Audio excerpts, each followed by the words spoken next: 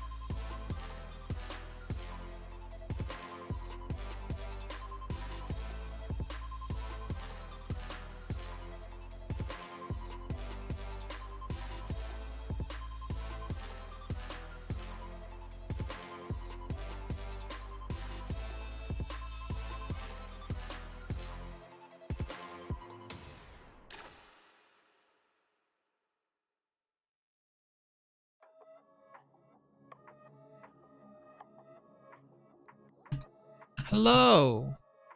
Good morning.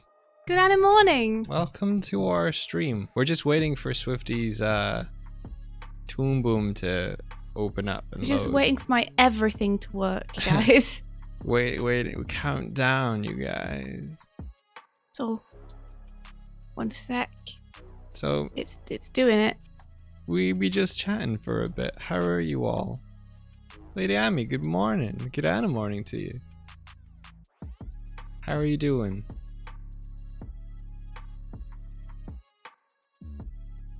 Waiting for Swifty's Toon Boom Boom to open up. Doig. Waiting for my boom boom. Waiting for her boom boom gonna open up. Gonna hit the dance floor sploosh. Gonna tear it up. How you doing, Sluggy Doog? How you doing? How you doing? Okay, it's open. It's open. Yeah, so let me give you a ring. A ring? Let me give you a call. A ring. Not that kind of ring. Don't take my golden rings. Don't take our golden rings. Don't take them now. Do do do do do do. Video calling me. I answered you. You did? Yeah. Thanks. Remember to mute yourself. I did. Good. Okay, there you go. Okay, cool. I just popped this over I here. need an adult. I need an adult. Hey, George, how's it going, dude? Good morning. How are you doing? Are you... What's going on with you? Oh no, the magical art of dentistry. No. The magical art of dentistry. You should got a crown put on their tooth today, Lady Amy said. Oh, now your tooth is a king. Now Power tooth. Now it can move twice and jump over 2 spaces. Yeah. That's a checkers joke. Now you have a more powerful mouth. Congratulations. Here we are. Here we go. There we go. Oh, load in. Good. David is doing neutral. How's it been? Doing neutral. Yeah, how? There it is. I'm not sure what to ask you about. Like, how's it been? Having everyone at home while you're working. Is everyone doing okay? Your family all right? You're doing. Yeah. So, India. I thought with the introduction to our bird and the bear avatars that we could change the upper banner to something more reflective of our new existence. Oh, you know, okay. What? Sorry. I was gonna continue, but then I realized that I was interrupting you, so please continue. Oh no, you can go. No, go on. I don't know. Go on. No, I'm so interested. I swear. I was just gonna say maybe we could like design something to fill the space. It's I made it a gradient for now. That's a grand idea, Michael. It's a mighty grand idea. What were you gonna say? Okay, so that's gonna go on our Twitch and YouTube, right? It's gonna go at the top of our current stream layout. Right, gotcha. Because we had this one on my screen for a while. Yeah. Okay, I gotcha. I'm on board. Yeah, that's really cool. A couple of other things we need to take care of in our, air quotes, free time, which is now. Yeah. Is we need a little introduction for YouTube videos on our channel and your emotes. My emotes. So any of those things definitely worth doing while I'm animating the midge. Okay. Sounds good. So you mean the new Let's Play intro thing? Yeah. Right. Our friend Jordan is cutting together some of our Animal Crossing episodes. We're paying him to do so. He's doing an awesome job so far. But we need like a little something to go in front of it. That's true.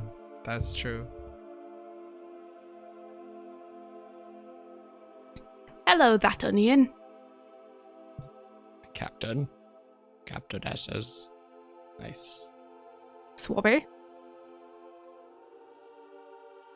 How is everyone in chat doing? How you doing? Wait, what's this? How's your week been so far? At this, the halfway mark. There's a new info thing at the top of the screen. It says pre-roll off. What does that mean, Twitch?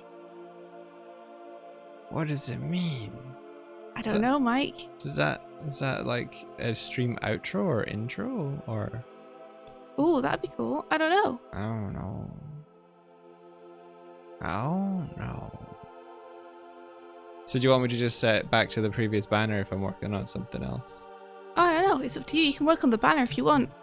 I don't know what I'm doing for it. No, I'm also not sure what you're doing for it. I don't know. Ow, it doesn't matter. Right now. I mean, we could just have some information up there. Useful information. Yeah. Yeah, we could. See, that Onion, I'm finishing the beginning of a big project today. I need to write documentation for a few days, though. Oh, man. Documents. That's great if you enjoy documenting. Documenting is great, right? Yeah, I like that. But I am not a fan of having to do all the admin stuff involved with creating something. But it's got to be done.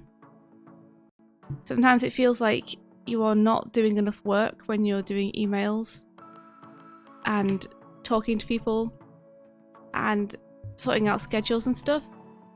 But it is work. It's super needed and it's essential. It's just not the physical act of actually creating the thing that we're used to thinking of as work. I was talking to Mike about this yesterday, about feeling like I wasn't getting anything done because I was spending, you know, hours and hours at a time just organizing stuff. But that's part of the job. It's like making sure that you and others are organized. Yeah, you were like, make something. Oh, you call me over and disturb me from my work. But I was like, I'm literally asking you stuff so I can do work on the project we're working on together. I didn't say you were calling me over and disturbing me. No, you said that's how you felt. No, I didn't. I said, normally I'd feel like that. Oh, but I've recently, you know, realized through acting as a director on a lot of projects, as in one, but acting as director on my second project, I guess I should say, I recently realized that even if it might feel like I'm like dossing off or not doing stuff which is helpful, it's an essential part of the project because it's my job to do that stuff, you know?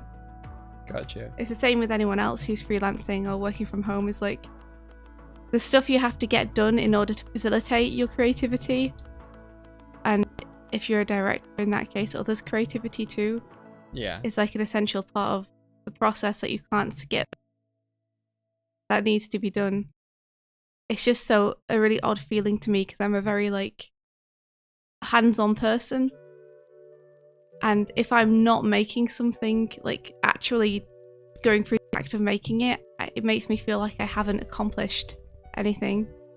Yeah, it's interesting. Yeah, like you don't feel like you've contributed to the project until you've done something that feels like it was like a piece of art, I guess, or something. Yeah, like something more hands-on. Yeah, like if like everyone else is doing work and getting stuff done and I'm not. But I am. It's just a different kind of work. It's the work I need to do to make sure other people can work without worrying about it. Yeah. And to make sure when I work, I'm doing, you know, I've ticked all the boxes first.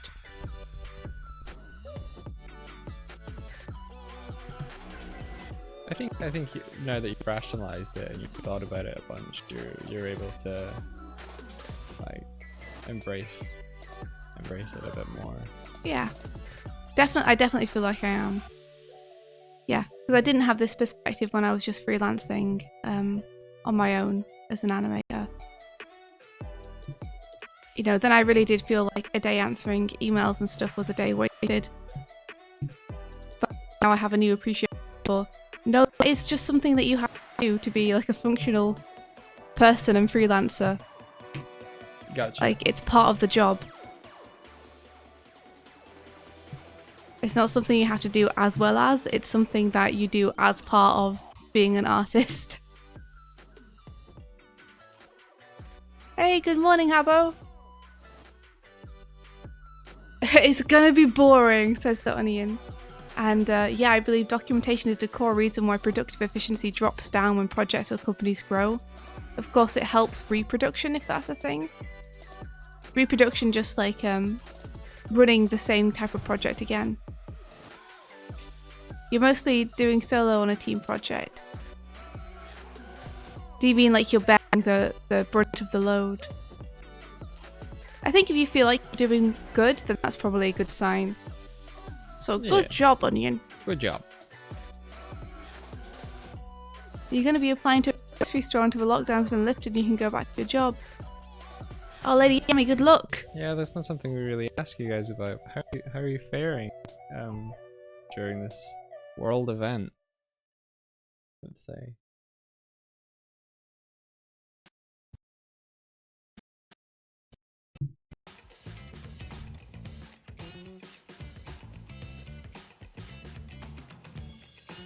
Bum, bum.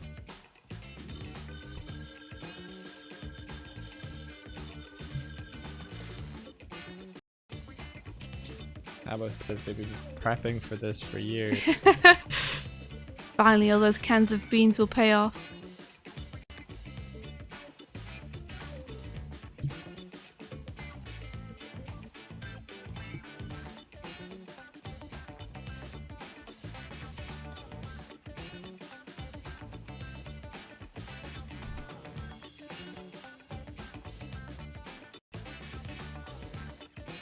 I like animating small things.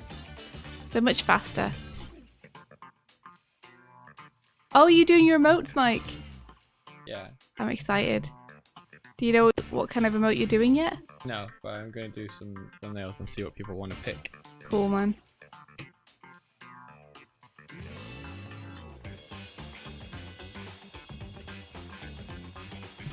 Music's a bit too loud. Okay. Thank you for letting us know. How's that now?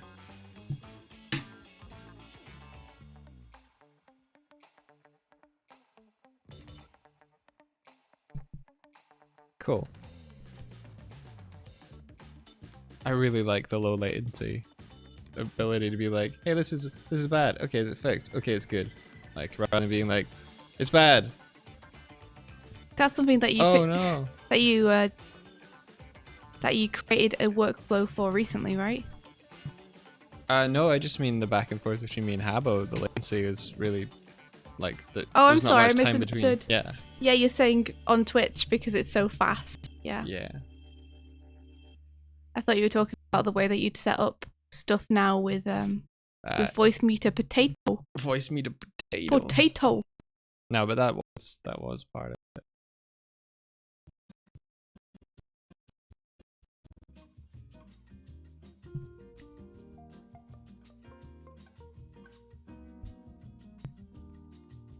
Okay.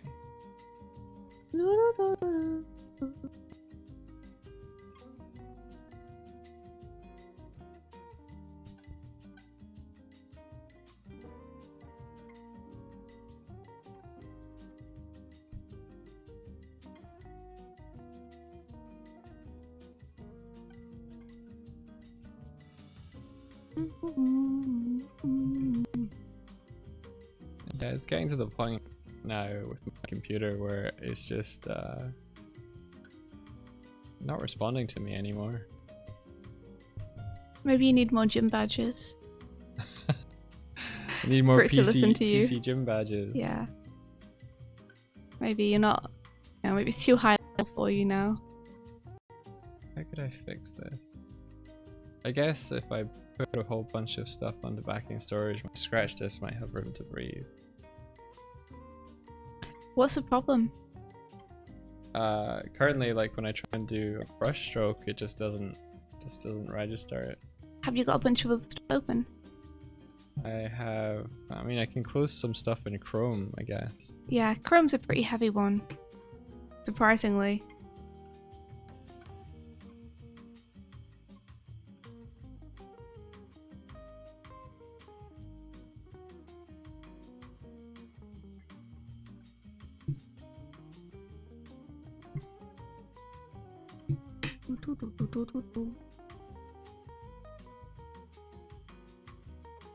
Animating small characters or things which are far away is so much faster than animating things close up.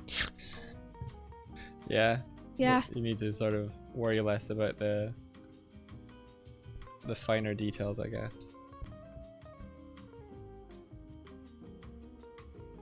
I think it's a good argument for doing your animation zoomed out more than you would usually before you do tie downs.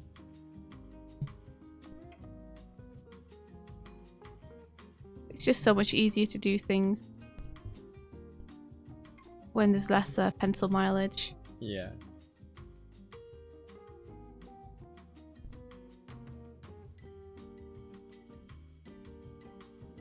Okay, there's an idea.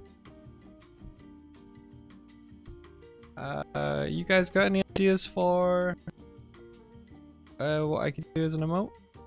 What feeling would you want to be able to express with it doesn't necessarily have to be with a bear as a thing. A grumpy bear. Alright, Habbo. That would be good, actually. You want a grumpy bear? Cookies. Cookies! I think there is already like a cookie one with BTTV. I think It's just literally a cookie. Yeah, it's like DS cookie. Wow. Come on, there we go. DS cookie. It did that? There we go. Oh my god. It keeps losing focus. Here we go.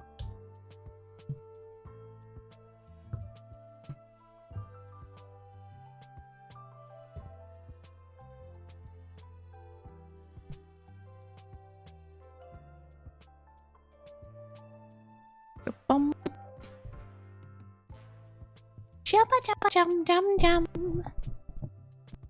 What would a grumpy one look like in there? You! Pa! Ah ha ha ha Ha ha. ha! What does a grumpy one look like? You would know, right? Just imagine that I've poked your sandwich again. Yeah.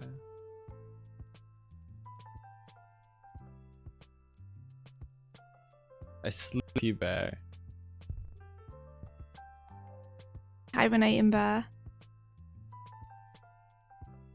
I like the idea of a sleepy bear. I'm gonna try drawing a drop pile instead. Okay. But if you're getting trouble from Photoshop. Tibbs hopes that you are smelling better today. Thank you, I am. She is. I am. I'll be smelling even better after the stream because I'm going to have a bath. Good. I've rediscovered the joy of baths. Rediscovered? When did you previously shirk that joy? I used to have like baths all the time, and then I discovered that showers were faster Oh, okay. and became a complete shower person from then on because I was like, this is so much more efficient. But I've recently rediscovered the joy of like taking your time a bit more, I guess.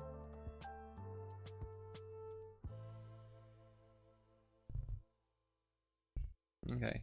Looks like we can draw in this one a lot better.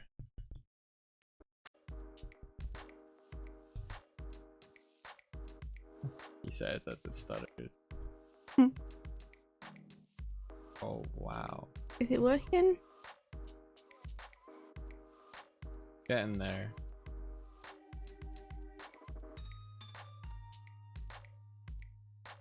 Okay, grumpy bear, grumpy bear.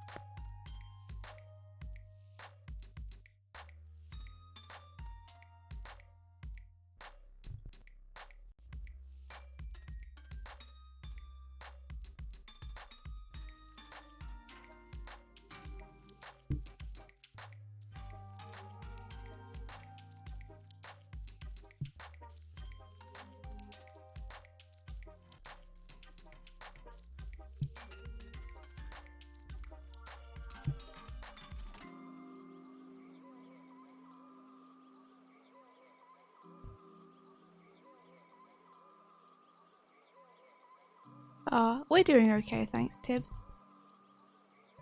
I hope everyone in chat is as well. But yeah, we're doing fine. Mike did a grocery run yesterday, so we stocked up for a little while.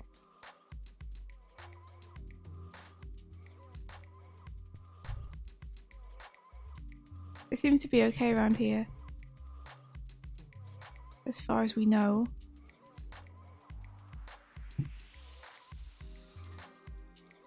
Yeah. Every time I venture out, it's kind of like the restrictions and the changes that have occurred because of COVID. You just notice a little bit more. It feels like they keep upping them though. Yeah. Like it feels like the businesses around here keep stepping up their measures. Yeah, I think so. So every time Mike and I go out, it's like a new thing to get used to. Like there's a coffee shop downstairs that I used to go to get coffee. I don't tend to go anymore just because of this whole situation. But I went there at the weekend to get a coffee, and there were like X's on the floor to where you had to stand, which put you away from everyone else, and they'd cordoned off the back half of the shop and reserved every other table so people couldn't sit together. And you had to, like, once you made your order, you had to wait outside for them to bring it outside to you. And Right, there's gotcha. a big plastic partition in front of the counter. Yeah. Like it was like a hanging one where they sort of like wired it into the ceiling and then secured it at the bottom. Yeah, with COVID-19 like warnings all over it. You know, in terms of like, this is how you wash your hands, make sure you do this, how to prevent it.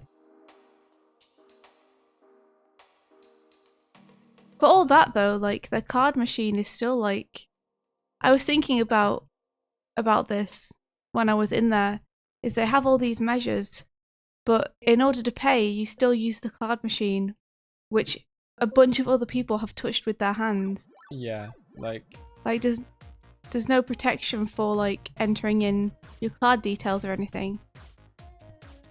Yeah, the supermarket says like pay contactless where possible, so I think a lot of people are just pooping their card. Yeah. This is my grumpy bear.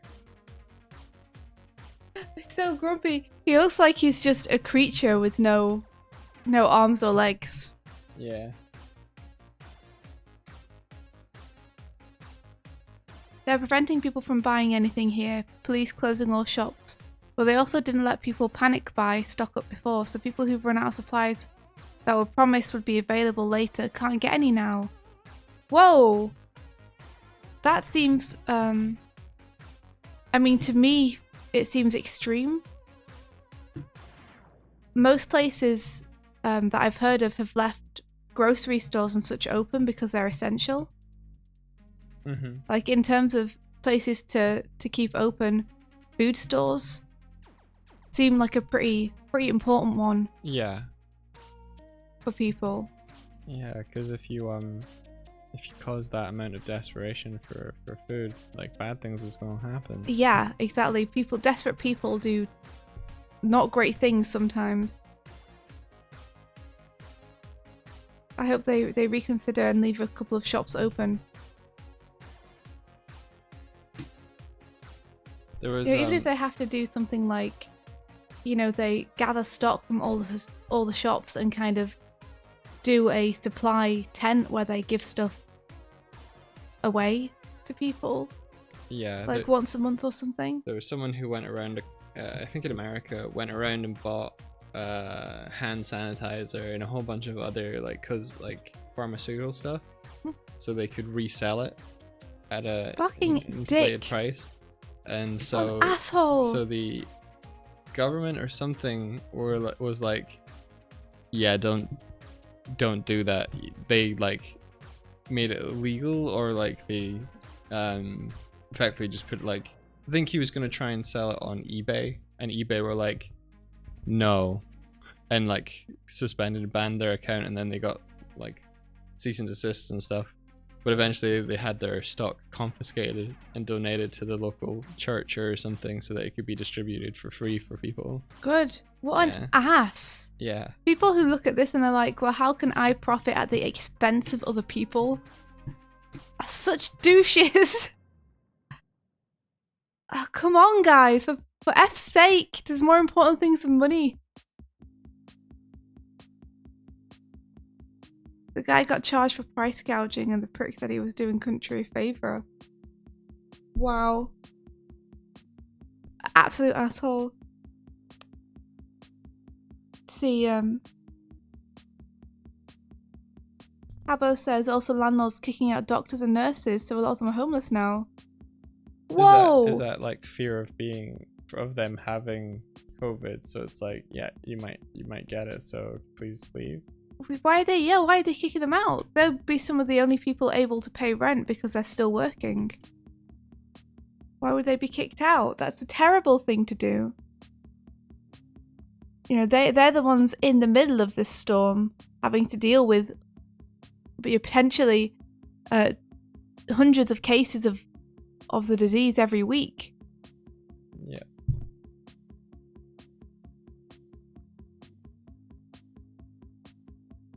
People of the internet gathered around to track down the dude who bought all that sanitizer, found the place it was piled, and then the cops tore it open. Oh, that's so good. I'm so happy that the internet like just found him, then let the authorities do the work instead of trying to take it into their own hands. But yeah, it's great that they like uncovered that and were like, well, now it's being taken away from you. Well done, you douche, for spending all your money on it. Now it's being donated away. It is disgusting behavior. Yeah, it's opportunistic to the nth degree. Your dad's thinking of joining the volunteers for the NHS and you're very proud but also worried since he's older. Yeah, he should take care of himself. Make sure that he's extra cautious, but that's very, very brave of him.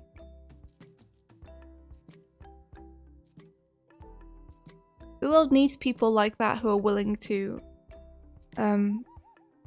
take risks for the greater good and to help people, rather than people like the price gouging dude who just want to screw everyone over.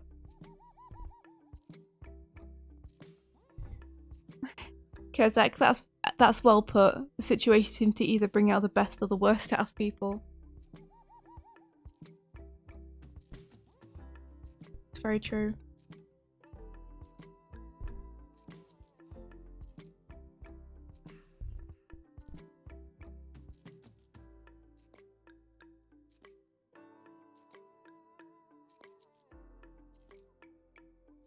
Like we're very lucky. It's not very bad here where we are at the minute.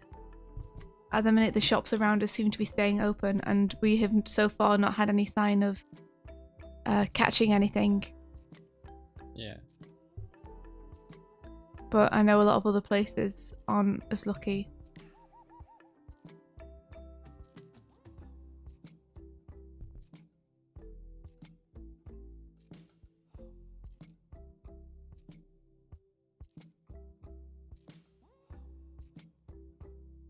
I'm happy that there are still, you know, great series coming out and great games coming out to keep people, you know, keep people's minds off it, yeah, and give them a little bit of levity.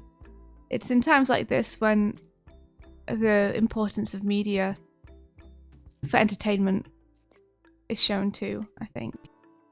The importance of people making something that they're passionate about to bring other people joy.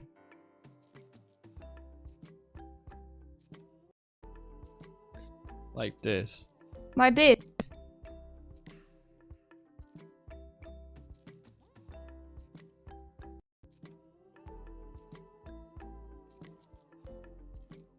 Like, you don't want to bury your head in the sand, but at the same time you can't think about this stuff constantly or you'll drive yourself nuts. Yeah. There's a post which was like, here's the things you can change, here's the things you can't.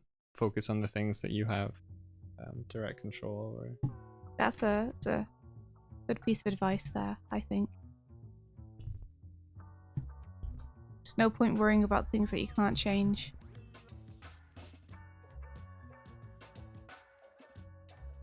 Wow, the sun is bright in my eyeballs. You don't think you're against the cruise industry, Tib?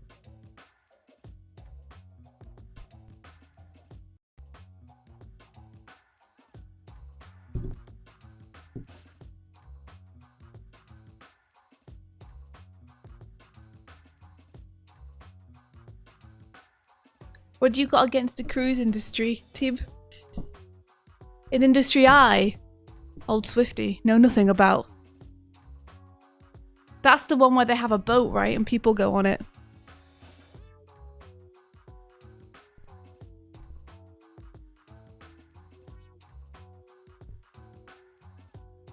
That's some good advice there, George.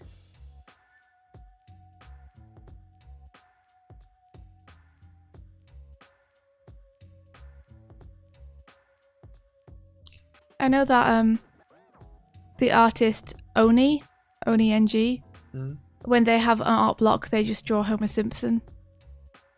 Oh, we got a question about art block. Try and build up a visual library, try and find new things to inspire you, like watch some new animation videos or go on a different art platform to look at new artists, do some art studies from them, find the thing you like about the artist and make it the focus of your study. Hopefully after that art block will disappear. Yeah, that's a What was the question, Mike? I think the question above was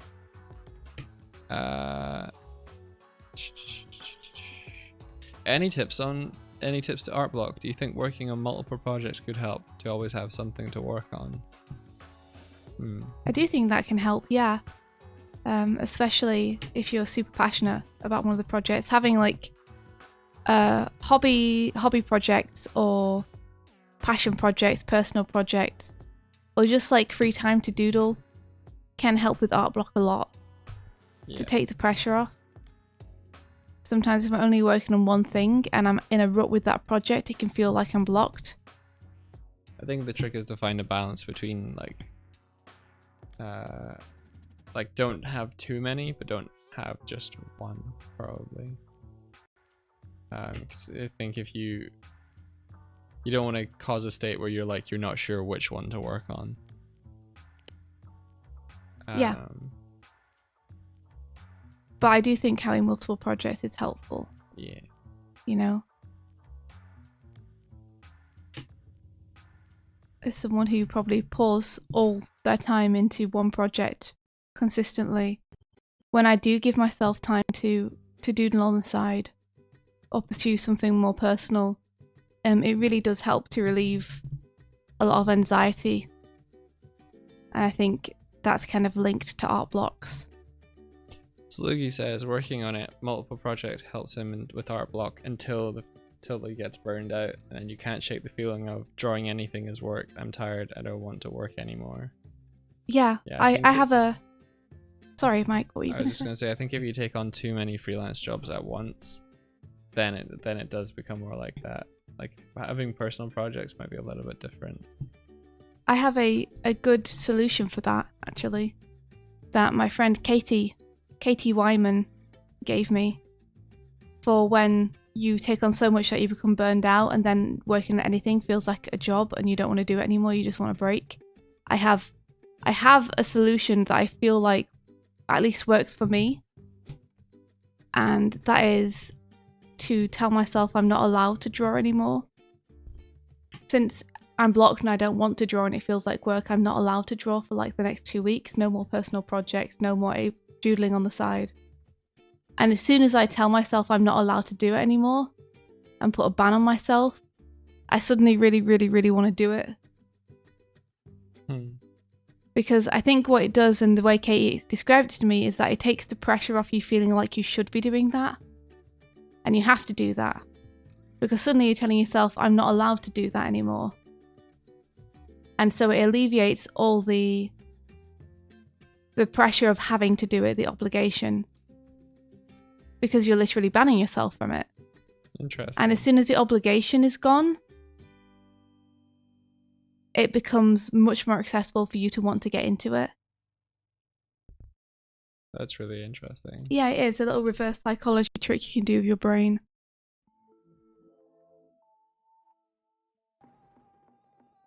I'm just learning about cruise ships. Tib says, well, cruise ships are by far the worst form of travel in terms of carbon emissions. You're literally riding a theme park across the ocean. They're a cesspool of germs. And also they tend to drop their waste directly in the ocean despite it being incredibly illegal, because who's going to stop them? Whoa! Jeez, oh! Don't do that. I never thought of them like a floating theme park before, but I suppose you're right. Yeah. I guess, yeah. Because cruises, the whole point is just to stay on the boat, right? Well, you get dropped off in certain places, but yeah. Yeah, I always thought cruise ships were just ships that were designed to be like quite comfortable and luxurious. But they kind of would take you to places where you would have the brunt of your vacation.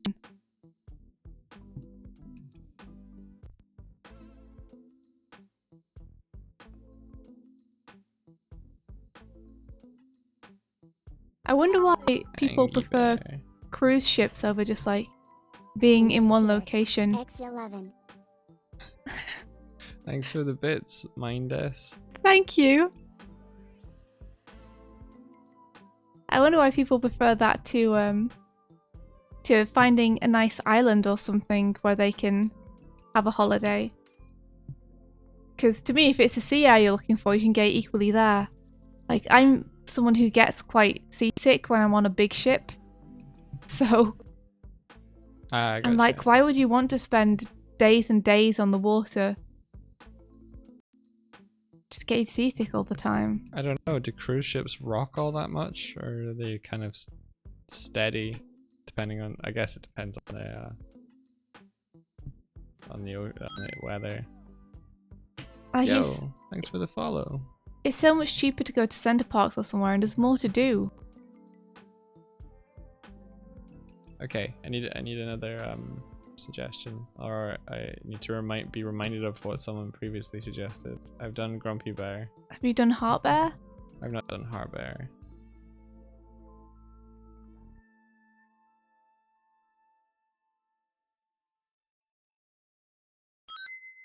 Thank you for the follow.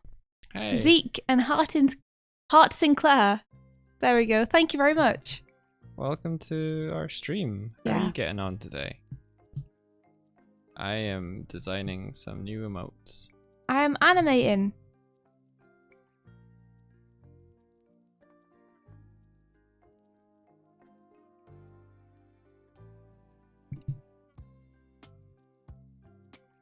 Yeah, India, there's been like a fair few cruise ships that were literally like held out at sea for a little while they got like checked and stuff, and then the people have been put in quarantine. Okay. Although Clyde was saying that there was one that arrived in Australia where everyone just got off. No questions asked. He's like, what are they doing? Yeah, that's true. What are they doing? Especially with this coronavirus out, like you gotta check, or it's just gonna be let loose.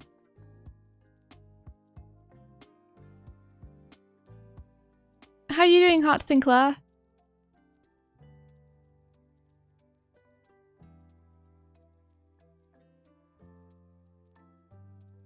Cute. Thank you.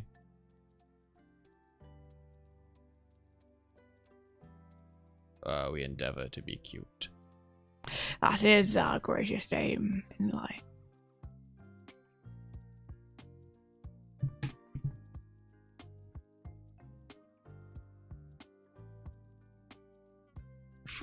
Cruise ships have a morgue on board with a lot of dead bodies on them, since it's mostly elderly people that take cruises. Oh geez. Are you kidding me? Oh, that's so horrific. I don't like that. I don't like that at all. It's equipped to be, I guess having one is better than not having one, but having the expectation. I don't like the implication that if someone dies, then you just continue with the cruise. Yeah. I don't like the thought that if someone dies on board a cruise ship, the cruise ship isn't like, okay, we're gonna like go to the nearest hospital. Yeah. And like put a hiatus on the cruise for a day or two while this family mourns and can sort out what to do. I don't like the fact that they're like, oh, just put them there, let's continue. Yeah. Oh. You're here for a month, so enjoy the cocktails. You'll see Gran at the end of the ride. Like, that's terrible. Maybe you can ask to get off and whatever. I don't know. Surely there must be. Oh, could you imagine if they held funerals on the cruise? I don't want to think about it. Let's talk about something else that makes me sad. I mean, people get buried at sea. Maybe they do funerals too. The all-encompassing package. They put the fun in funeral. Oh no, smorgasbord. David, no. David, no! No, that's too sad.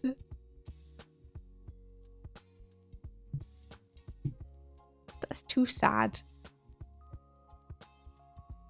Like, I bet they do, but it's just a really weird thought to think that you're like floating around on what's essentially like, I don't know, its own mini ecosystem. I don't like that thought.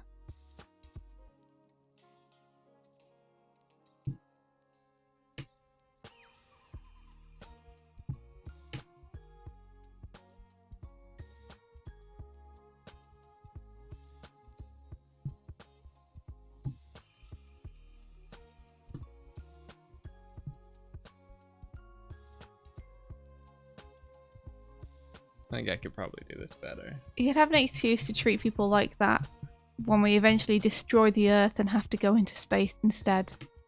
And everyone has to get on a big ship that supports life. Dude, I was watching the first episode of Star Trek The Next Generation. It's a wild ride for an intro. Da, da, da, da, da, da. Yeah, that's the one, India. Sorry, that's a really tired joke. It's a wild ride for a pilot episode. Pilot episode. Wild ride for a pilot episode. Don't know if you intended that, but that was good. I appreciate Picard being like, I don't like children. You need to make sure I display genial personality towards them. Like, he actually gets Riker to make sure that he's nice to kids. Mm-hmm. I would like to watch this, The Next Generation. We should watch it together. Alright. Like, it's something I've been intending to watch for the longest time. The actor of one of the characters in the pilot is the voice actor for Raziel from the Legacy of Kain series. Oh, that's awesome. And as soon as he started talking, I was like, Raziel! That's really cool. I really like the voice acting in Legacy of Kain. Okay, let me tell you about the voice acting in Legacy. I'm just kidding. It's real good though. I can't argue with you, David, that the Titanic sinking wasn't sad. That's not a hill I'm willing to die on. Yeah. It's true that it's much sadder when the boat itself is sinking. It's still a sad thought though to think about. How did you two get on with watching Cardcaptor Sakura? We watched one episode. It's rubbish. Excuse me. It's terrible. I love it. It's so I think dull. it's fantastic. It's not dull. It's not dull. We watched an episode and I tried to watch a second episode with Mike and he fell asleep. So we have to rewatch it. Every male character in that show feels like they're trying to sit on clouds. Sit on clouds? Yeah, they're like stretched out. You mean they're super tall? Doig, you are broken. Yeah. He's just saying that to rile you up. Don't listen to him. He enjoys trolling people. Yeah, but they are extremely tall. But it's adults. It's not just like male characters. It's all adults. You'll see. Right. But yeah, we have to watch more. I like the part where she roller skated. Yeah? That was good. Well, then there's lots more of that kind of stuff for you. Okay. Awaiting.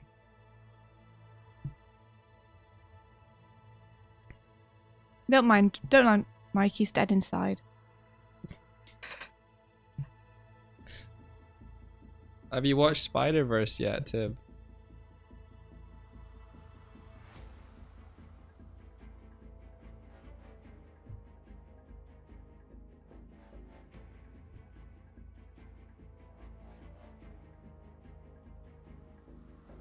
Lee isn't tall. You'll like him.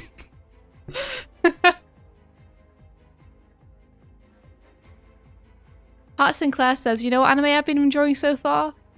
Bofuro, also known Bofuri, also known as I don't want to get hurt, so I'll max out my defense. Oh, you did watch it at Thoughtlable. Good, cool. Yeah. Sakura is precious and must be protected, says Palbro. Oh yeah, Hart Sinclair was so good in theaters.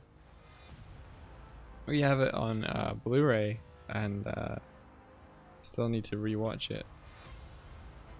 See, the thing about being an artist who usually works from home right now is that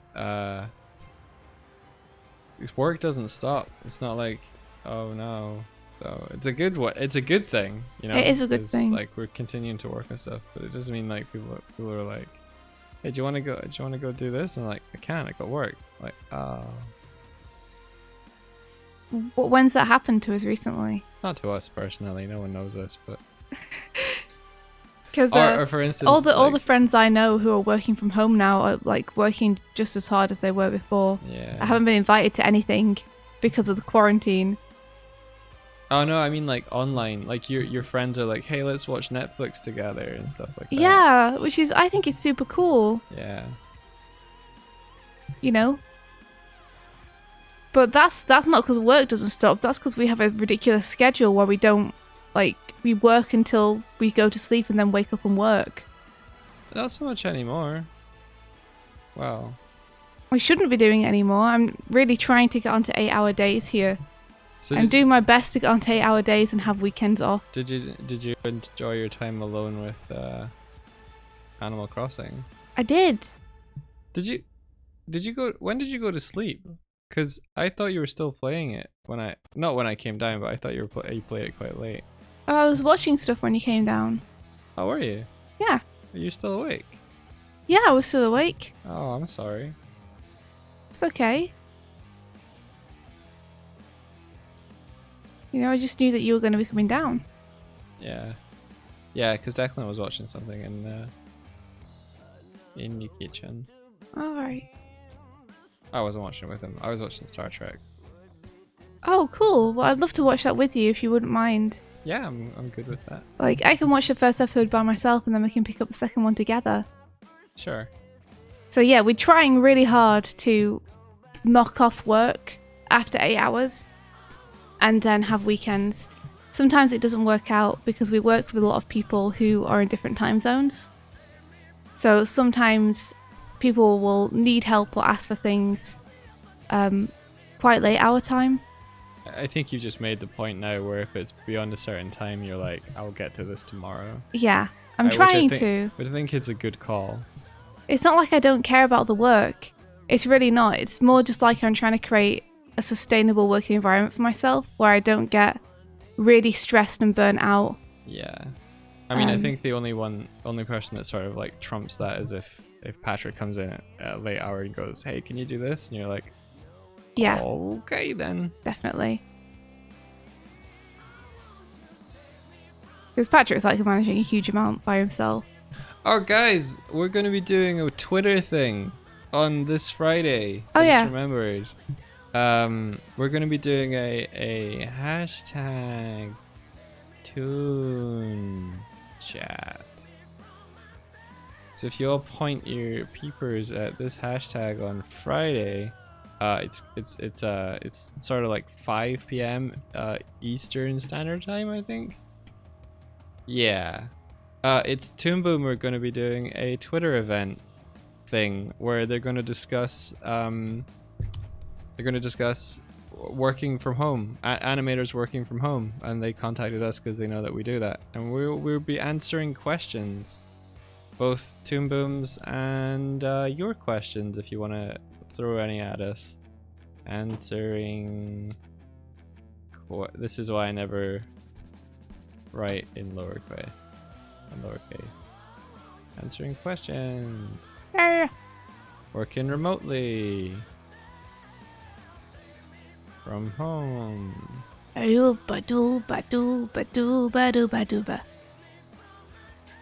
So, yeah.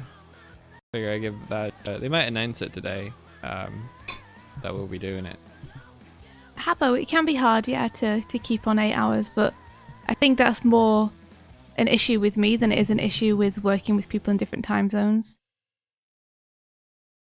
Question: how do I save me from myself? Well, get yourself a nice pair of headphones and listen to that last song, and you'll be golden.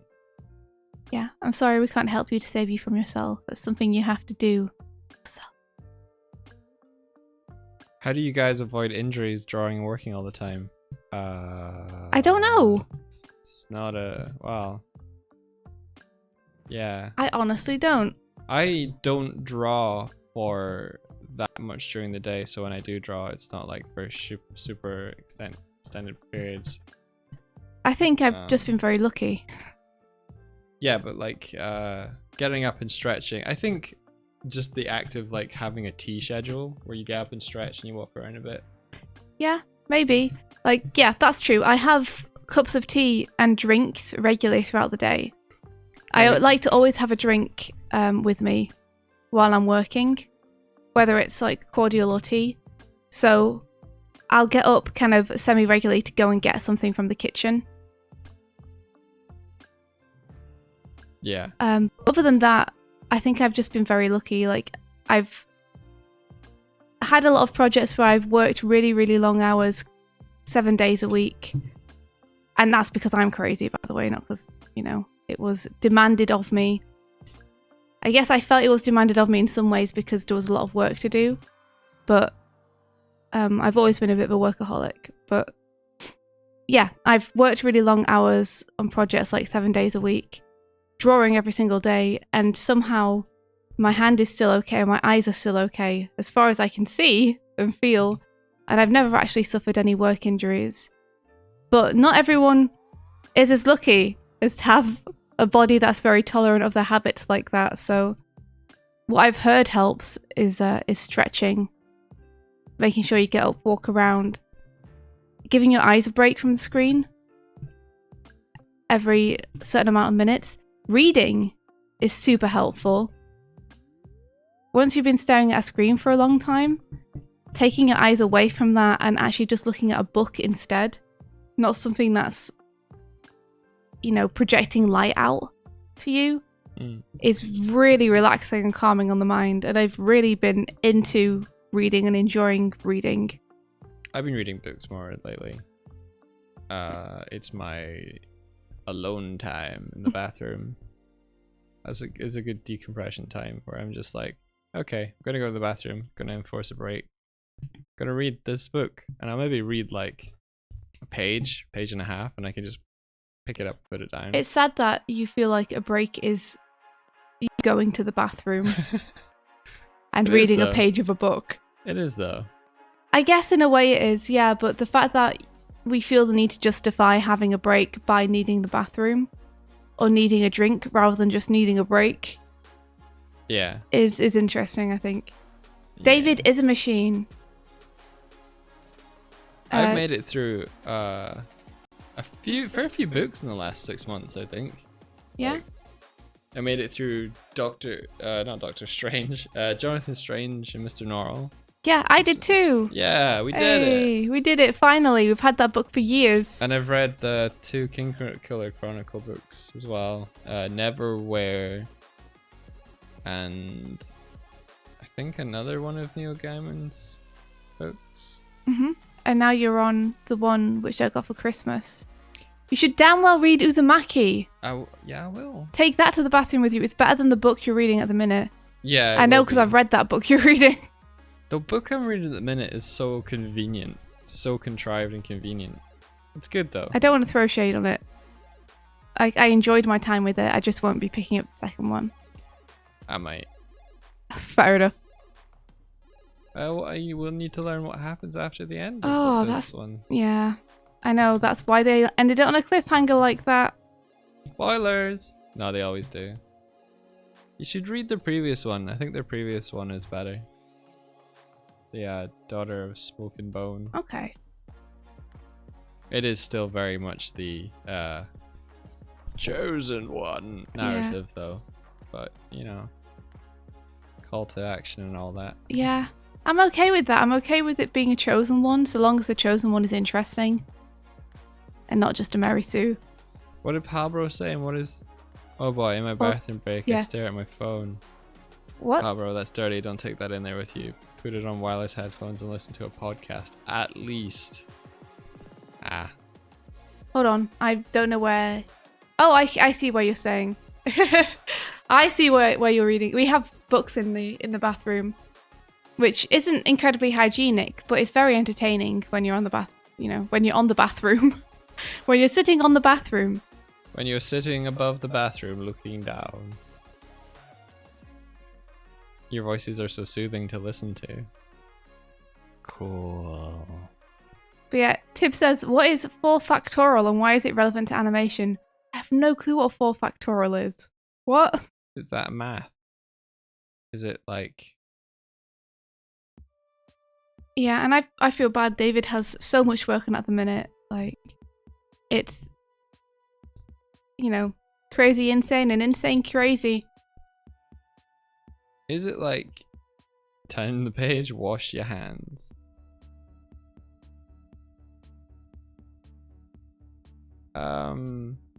Yeah, is it oh, factorial? I'm trying to research my brain. My brain is telling me like X, Y, Z time, but I don't know why.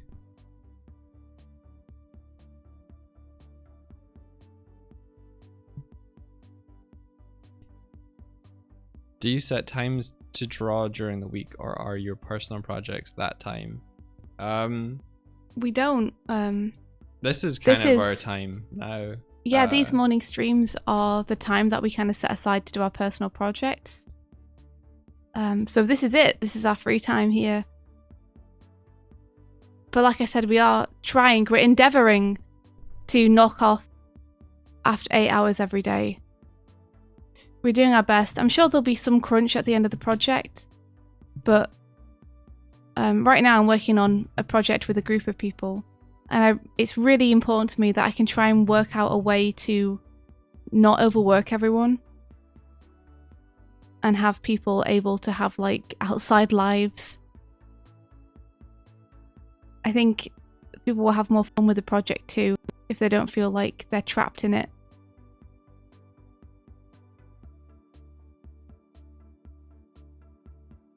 I just think it's really important to like practice what you preach. And I know there's a huge culture in art of the more hours you put in, the better an artist you are, the more you care about it, the more worthy you are to get jobs or be good. And I think that's a real shame and a real poisonous culture because people take advantage of that a lot. And I think that's where a lot of artists' self-worth takes a hit from, is feeling like they're not working hard enough. Yeah. And art itself is an incredibly physically demanding and mentally demanding activity. And it's tough because when you enjoy what you do, there's not much of a reason to stop.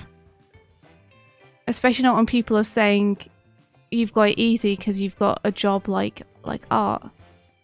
Which isn't true. There's like a feeling of a need to prove yourself and prove yourself worthy with that. Yeah. I like anyone that's like, oh, you just draw. Like, think about how much time and energy it takes to make a decision. To choose to do something. I imagine your entire day is just choosing what to do all day. Well, I think a lot of times when people who don't draw try to draw, they find it so difficult that they're like, oh, I just can't do it. I just can't draw. But that is the process of drawing, and it's that difficult for other artists too, and it's that difficult every time. Yeah. It's just it's something that you have to kind of get used to as being the struggle of making something. Tibbs is explaining 4 factorial for us. Also thank you. Represented as 4 exclamation mark is 1 times 2 times 3 times 4, which is 24. It's a number that is highly divisible without leaving a remainder. You can split 24 evenly into 1s, 2s, 3s, 4s, 6s, 8s, and 12s, and that's super useful as an animator. That's cool.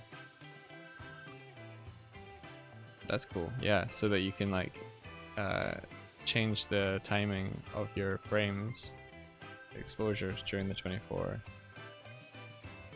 That's cool.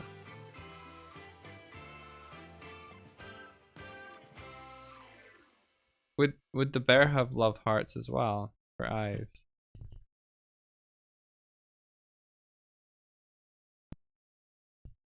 I don't know. Would he? Ah, try it. Kinda up to you, dudes. Doodles? Do the whack. Can this cycle? Let's find out.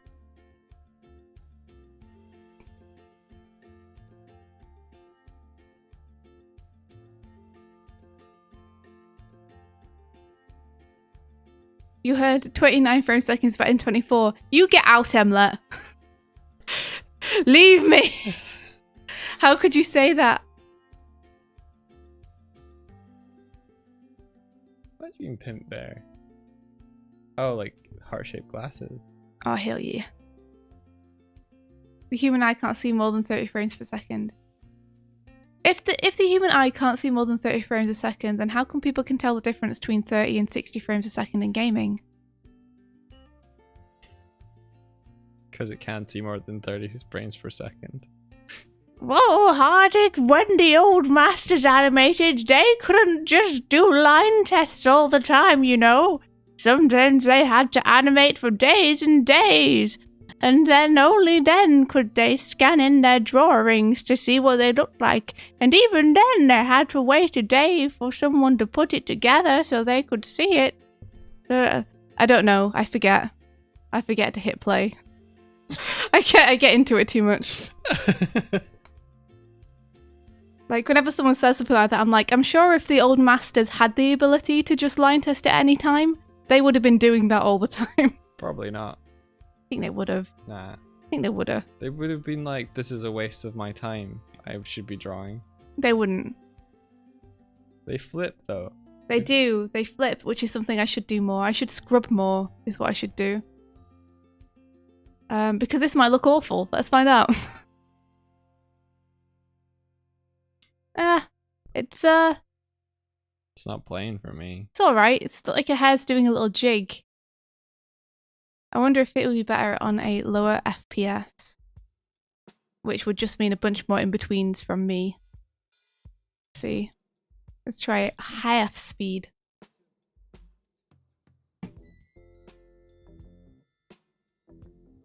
You amazed George so much, Habbo, that he forgot to say to speak. That's cool. That's amazing.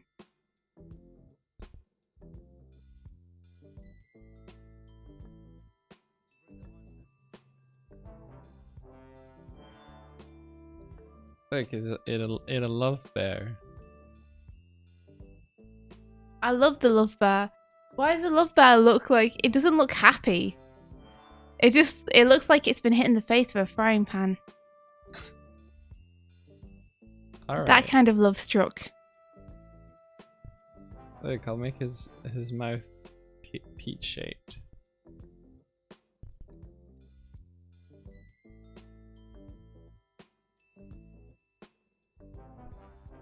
I would never look like this. You would never look like this. My love is silent and deadly.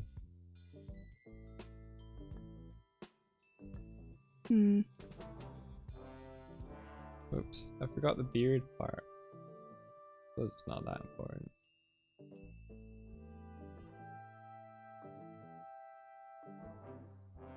This problem. What if I just delete these three? Hart Sinclair, I'm working on emotes for the channel. So on Twitch, they offer emotes to those that sub to channels, and we have a slot available for an extra one. So our current emotes look like this. Boop, boop. Whoa. It's opening. I didn't think that was gonna open a different thing. Yeah, doot, doot, doot, and doot.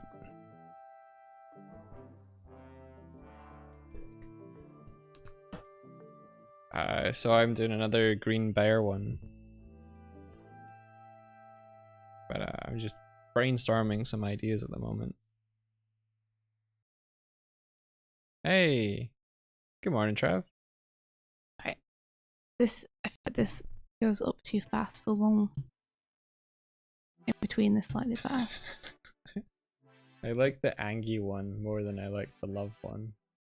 What does that say about me? So you're an angry person. I'm an angry person. And yeah, so angry. Oh, that's awesome.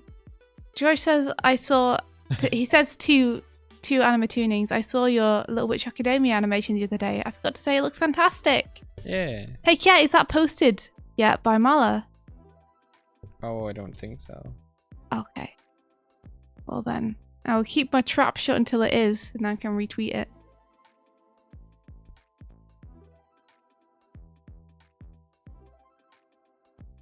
It says you're a man. Angie. I don't know, there's just Too something scared of my love emotions. Love makes me angry. It makes me want to eat meat and bench press a barbecue. Oh, cool. David and Trav, you know one another. Awesome. Good job. Well done.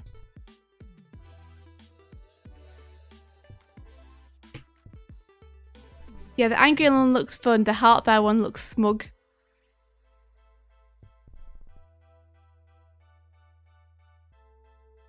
Aw. Smug bear. Smug bear. Smug bear. My name is Smug bear. Adobe copy to back at the back door. Alright. I need another suggest. What else? You need another suggest. Yeah. Sleepy Bear? Did you do Sleepy Bear yet? Sleepy bear. Oh, sleepy bear. One of the things is we have some of these which I've done for the burb. Yeah. Is what I'm thinking. So we have a sleepy one, we have an angry one. So I'm trying to think of things that are not things we've already done. That's true. Because we might be able to use those potentially for other things. Sneaky bear. Sneaky bear. Rage bear. Just the bear is just completely on fire. What was secret bear? Secret bear. Secret bear. Cozy bear with morning. I don't drink coffee. I'm sorry. Sorry to you all. I'm sorry to disappoint you. How could you? I hate coffee. How could you do this to me? I don't even like the smell of coffee. Knowledge bear? Knowledge bear. Bear with a book. Knowledge bear.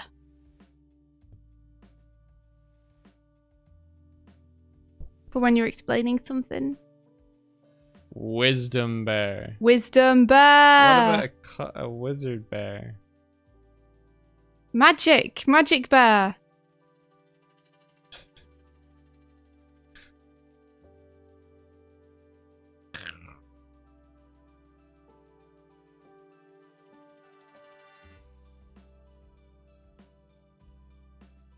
What's pretty? What's pretty? Habbo. You're pretty, Mike.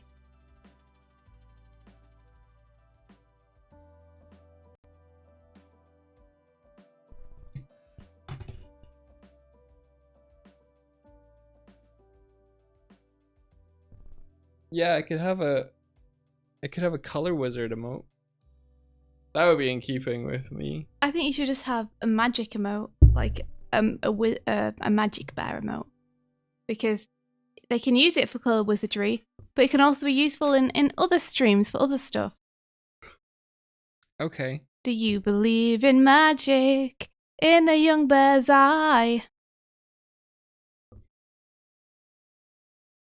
keep going. I like it. I like the song. Casting magic as he walks by. He's a fuzzy bear. My oh my, and he's casting the magic. It's so great, a cool thing to see. He's a magic bear. That's what I got.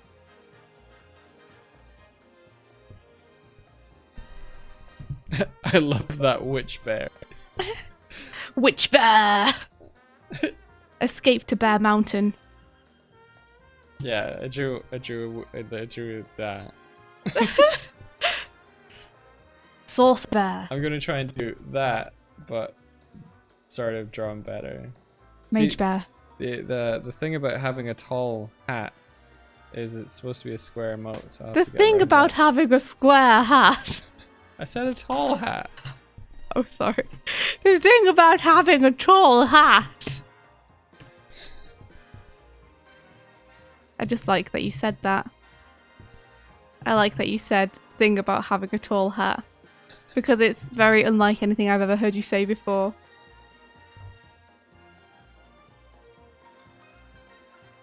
Is it? Is it though? The thing about having a tall hat. Yes, Michael, do go on.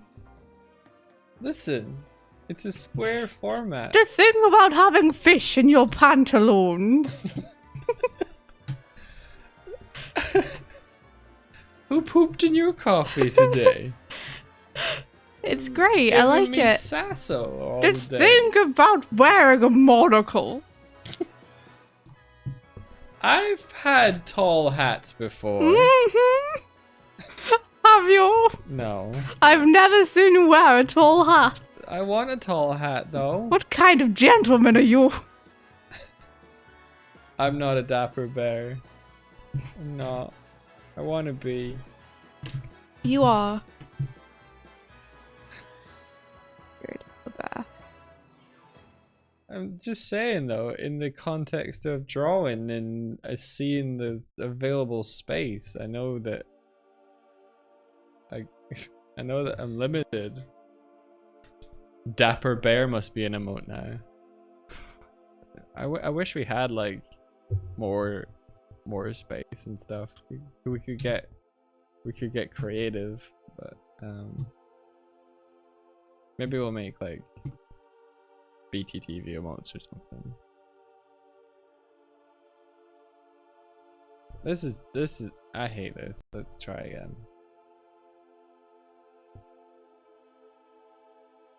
I've drawn you in a tall hat.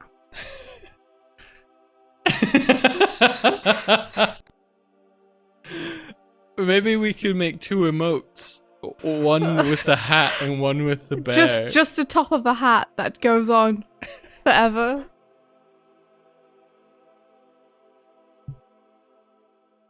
The thing about wearing a tall hat.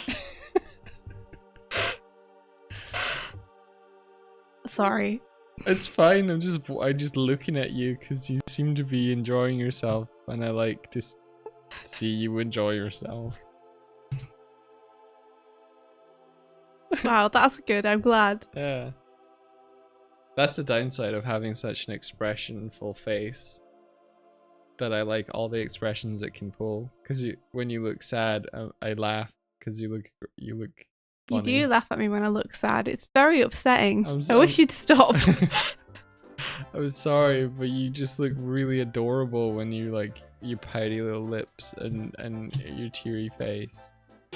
And Thanks. And there's snot running down either side of your I was hoping I could make eye. him talk, but I don't think it's gonna let me. Make him talk. Oh, yeah.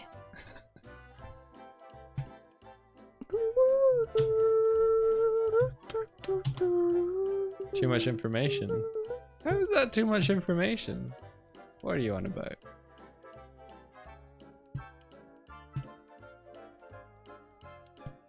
Mike loves it when I'm sad. His favourite. I tell you, like I don't try and cheer you up as soon as I possibly could. I let you be for a little while, and then I cheer you up. So considerate of you Yeah. to let me be sad and laugh at my sadness. Yeah. Yeah. Sometimes you pretend to be sad as well, though. Hmm. Sometimes you're like, I'm be sad, and then he'll do things for me. So there is always sometimes a moment of being like, It doesn't work though. You just laugh at me. I laugh at you every. Well, I'll show you a picture of you when you look sad, and I bet you'd laugh at yourself too. Well, those who can laugh at themselves will never cease to be amused, Mike. It's true, but like, you do look humorous when you're sad. You think my heart would ache and be like, no. Well, when you are truly, truly like frightened and scared or sad, then I don't laugh. Which is often and all the time. By the way, guys. It's not. Always frightened You're and scared and sad. And happy! And happy. I am such that I feel all emotions simultaneously all the time. Which is why it's sometimes difficult to function like a human being.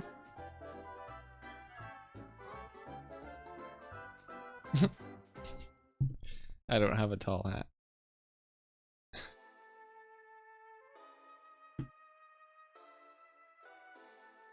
My antlers need to poke up through it though. I do agree that that is very important. So the antlers poke through. Yeah. Yeah. So much romance. That's what you're here for, right? This is just like the Truman Show of our relationship. Ah, the romance when Doig and India, they sit together about 2 feet apart. By three. Oh, the relationship Where he corrects her for no reason, just to be pedantic. I do that a The lot. point you said still stands, but you said this word slightly wrong. Also, this time phrase is about 4 minutes out.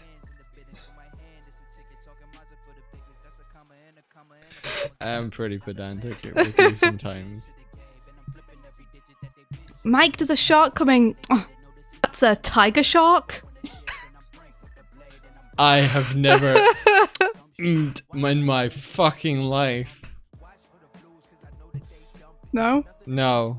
What'd you do instead? I say India. That was this. I don't be like, well, you know, I don't do it. I can't even. I don't even know how. You didn't just be like, well, actually, it's about 3 feet. Yeah, but I didn't. Yeah. I just got a sound clip of you doing it, and now I can use that wherever I want. Don't tell me you're an actually kind of guy. I'm not. He's not. He's not. But he does correct a lot for no reason. Which is funny. There's reason. But I mean, yeah, the reason is that I'm wrong. So, like, it's a reason. It's just that often the correction is aside the point. It's better to be nice than it is to be right. to your That's partner. true.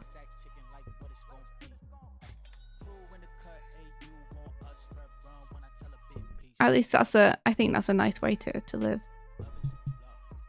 Is that a sombrero? Ah, it's good. No, it's a wizard hat, but I like what you're going with it. Yeah, I like that a lot. Sombrero.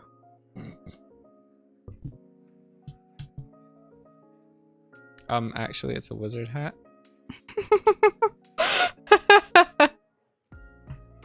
I've brought it all the way back.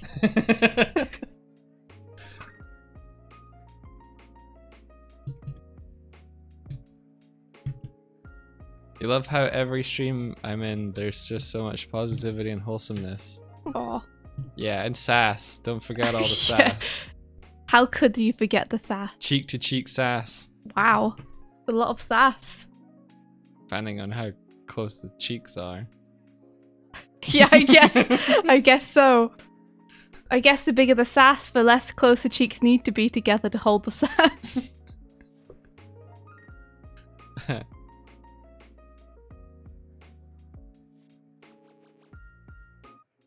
Doop.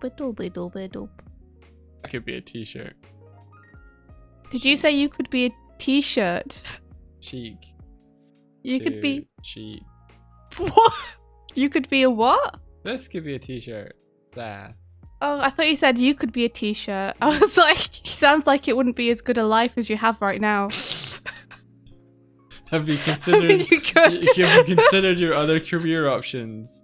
I don't think clothing's for you, Have Michael. you considered becoming a t-shirt, Michael? I've not. I have considered becoming a bra though. I think that would be more fun. Oh. You could be a bra bro. Ow. How's it going, bro?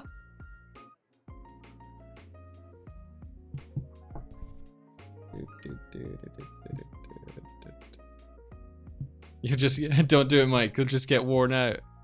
Ah, it's good. You get washed up. That's a good joke. This is funny because being a t-shirt is a blue collar career. If you got cheek to cheek sass and you take away the s, then it's just cheek to cheek ass. You should make a t-shirt of that. Cheek to cheek ass. My ass goes cheek to cheek, guys. Yo, check out his ass. It goes cheek to cheek. Don't be a sasshole. It's true. I saw in a video from MatPat that he's working with a merch company who truly care about their merch. Oh, so cool. if we were to ever consider merchandising, if we ever had money, then we should probably look them up. Yeah, no, I agree. That's a cool thought. Sadly, I think in order to work with a merch company like that, you need to be like big enough for them to know that they're gonna actually be able to sell stuff from you. So unrelated, but you guys should totally tell other people about us so that we can get big and get merch. Oh my goodness! Stop! Stop! Moneybag Doig. Come on, you guys. No, stop. Animation breakfast stream. Take over the world. Stop. Now's our time. Everyone's at home. You know, though, actually, I watched the same video, I think. Yeah. And I looked at the merch company afterwards because I was like, they sound really cool. I want to see what else they do. And they do merch for Something Else YT as well and stuff. Ah. But I actually don't like a lot of the other people's merch. That they do? Yeah. Oh. Like, it feels like Game Theory are the exception in that they've really, like, customized what they've done with them. Ah, okay. But I believe in the video, MatPat was like, yeah, some of the merch from YouTubers is just really bad. It's just like you just slap a logo on a t-shirt and that's it. And it kind of feels like that's what the rest of the stuff on the site is. Well, it shows that they're willing to like work with creators. Just creators are just like, oh yeah, cool, we'll go through you, but this is what we got. That's true. I'd love to do something like super creative though, like onion skin reversible t-shirts where you can have before or after, depending on which way around you do it. What? Oh, right. Oh, I see what you're saying. So you could have one frame on one side and then one frame on the other, and then when you look where it... I meant more like colours. It's a bad thought, okay? It's a bad idea. If it's see-through though, then what else would you see through your t-shirt? It's not see-through! It's just like, I was thinking like, when you do the onion skin, sometimes red is before and blue is after. Like, red is previous frame and blue is next frame. So I was thinking you could have a blue and red reversible t-shirt and call it the onion skin okay, it was a bad idea, but that kind of thing would be fun, maybe. Animation theme. How would you show that to someone? Hang on a minute. I just need to take off my t-shirt so you can see how cool it is. Maybe one side is red and one side is blue. Yeah? You see me coming, you watch me going.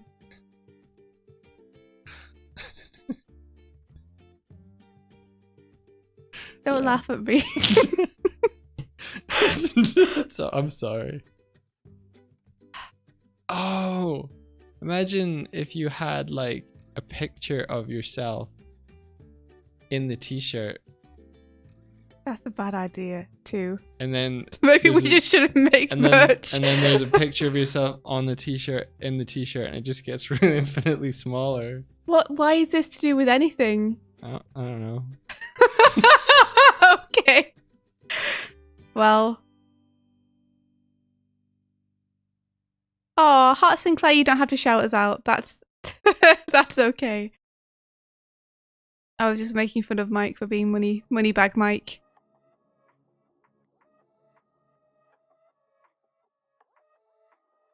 Mike thinks about the bottom line, so I don't have to. Ever. Yeah. I think if I put I think that might work. I might need to give her a few blinks. Or she might just be staring into space forever. So I'll do that. Hey, not Michael, how do I monetize this, Doig? Yeah. No. Yeah. No, I'm not about monetization. Yeah, you are. I'm about You liar. sustainability. That's what you tell me. That is true, though. You just want to sustain us by monetizing, that's all. No. Not monetizing stuff. Providing value. Providing value. Yeah. It is good to have someone who is more focused on the stuff like that, though, honestly. Because in this day and age, with people working from home and freelancing, you do kind of need to be your own producer. Oh, yeah. As well as being an artist. So having someone who is more in key with that side of things is very useful for me, because otherwise I would just do a bunch of stuff for very, very little money. You did draw Doig in that tall Dimmadome hat earlier. Yeah. Doig is Tom Nook. I'm Nuki Bear. Yeah. Yeah.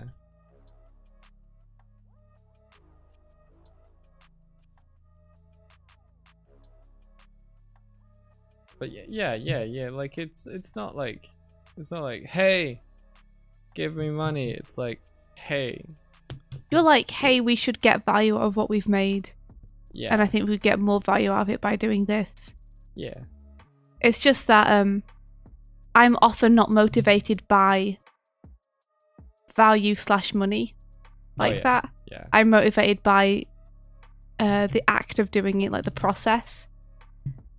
And I'm motivated by making stuff that people enjoy. So I completely lose interest as soon as I've made something in monetizing it or getting it like seen beyond its first initial audience. Which is what Mike is concerned about. Yeah, for instance, in one of the recent animation posts that you wrote, you gave the Toon Boom brush that you made for Starlight Brigade away, and I was like, hey, cool, yeah, you were like, you should put that on Gumroad. Yeah, we could sell that. And I was like, nah. I don't want to sell it. I'd want to just give it to people, because I think people should be able to have the brush without needing to pay for it. Moneybag Doig. My eternal struggle. It's good though. You keep me in check. Yeah, like I don't want people to have to pay to use that brush. I want people to just be able to use it and play with it and experiment with it. Like, I'm not trying to scam anyone. No, you're just trying to make them pay for stuff. Not make them. The thing is, give them the option to pay for stuff.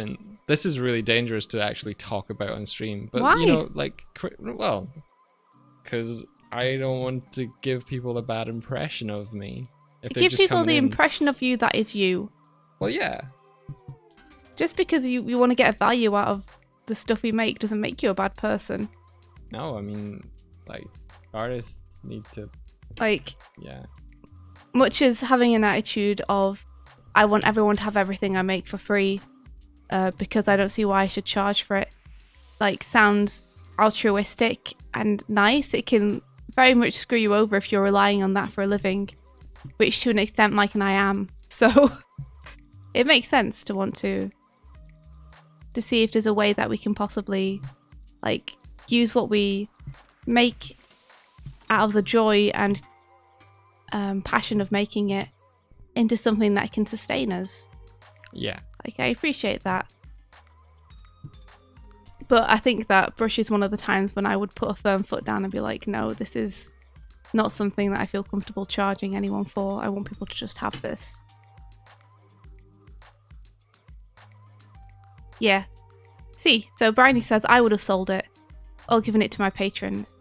Yeah, You but see? she would have given it to our patrons behind the paywall. Exactly. Like, we did give it to our patrons, but our Patreon has no tier entry, so everything is public on it. So you don't have to donate in order to see any of the stuff on there or get any of the stuff on there, which was my decision in the way that I want it and not necessarily the way that Mike wants it. Can I just ask, are there any of our patrons in here at the moment? And could I ask them a question? Yeah, you can. But understand that I'm stubborn. Yeah. Oh, So, Propoli. Lady Amy, hello. So this is what I've been thinking about, is that we received advice, general advice, from people, on the internet, and also kind of Patreon themselves, which is to say that it's not advisable to have a $1 tier on your Patreon. And that they recommend at least either, I think it's either $2 or $3 tier. Now what I was thinking of is making our default tier be either 3 or like 5, so that when you come, it's like, here you're not expected to pay. Like, nothing about the way that we release anything will change. Everything will be public. But the tier that is there would be like a higher amount than just 1. I'm not pitching this very well. No, do you want to say why you feel like it's not advisable to have a $1 tier? I think they were saying that in terms of the amount of the percentage that goes to the creators themselves, creators would get less of $1 than they would they would get, I was like, ratio wise, they would get more from $2 than from $1 because there's like a flat fee involved or something like that. I don't know the math well enough.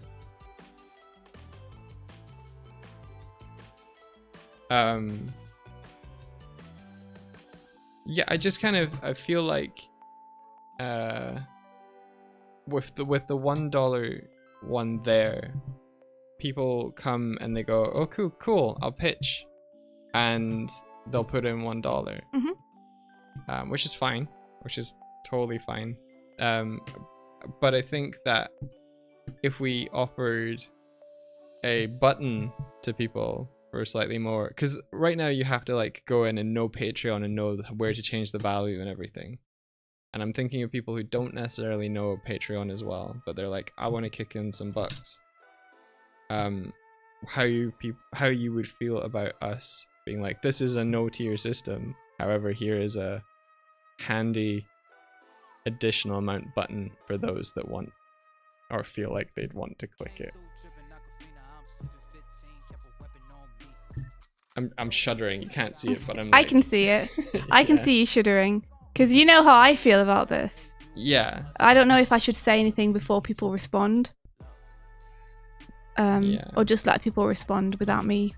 I'm doing some real talk, some moneybag thinking talk here. I knew that. Like, I knew it was going to descend into moneybag talks. Well, don't feel like that. I'm just joking. Like, I think it's good for you to bring it up with the people who it's going to affect. Yeah, rather than like thinking about this in abstract terms, I'd rather be transparent and be completely open. Mm-hmm. People are saying they think it's a good idea, and understandable.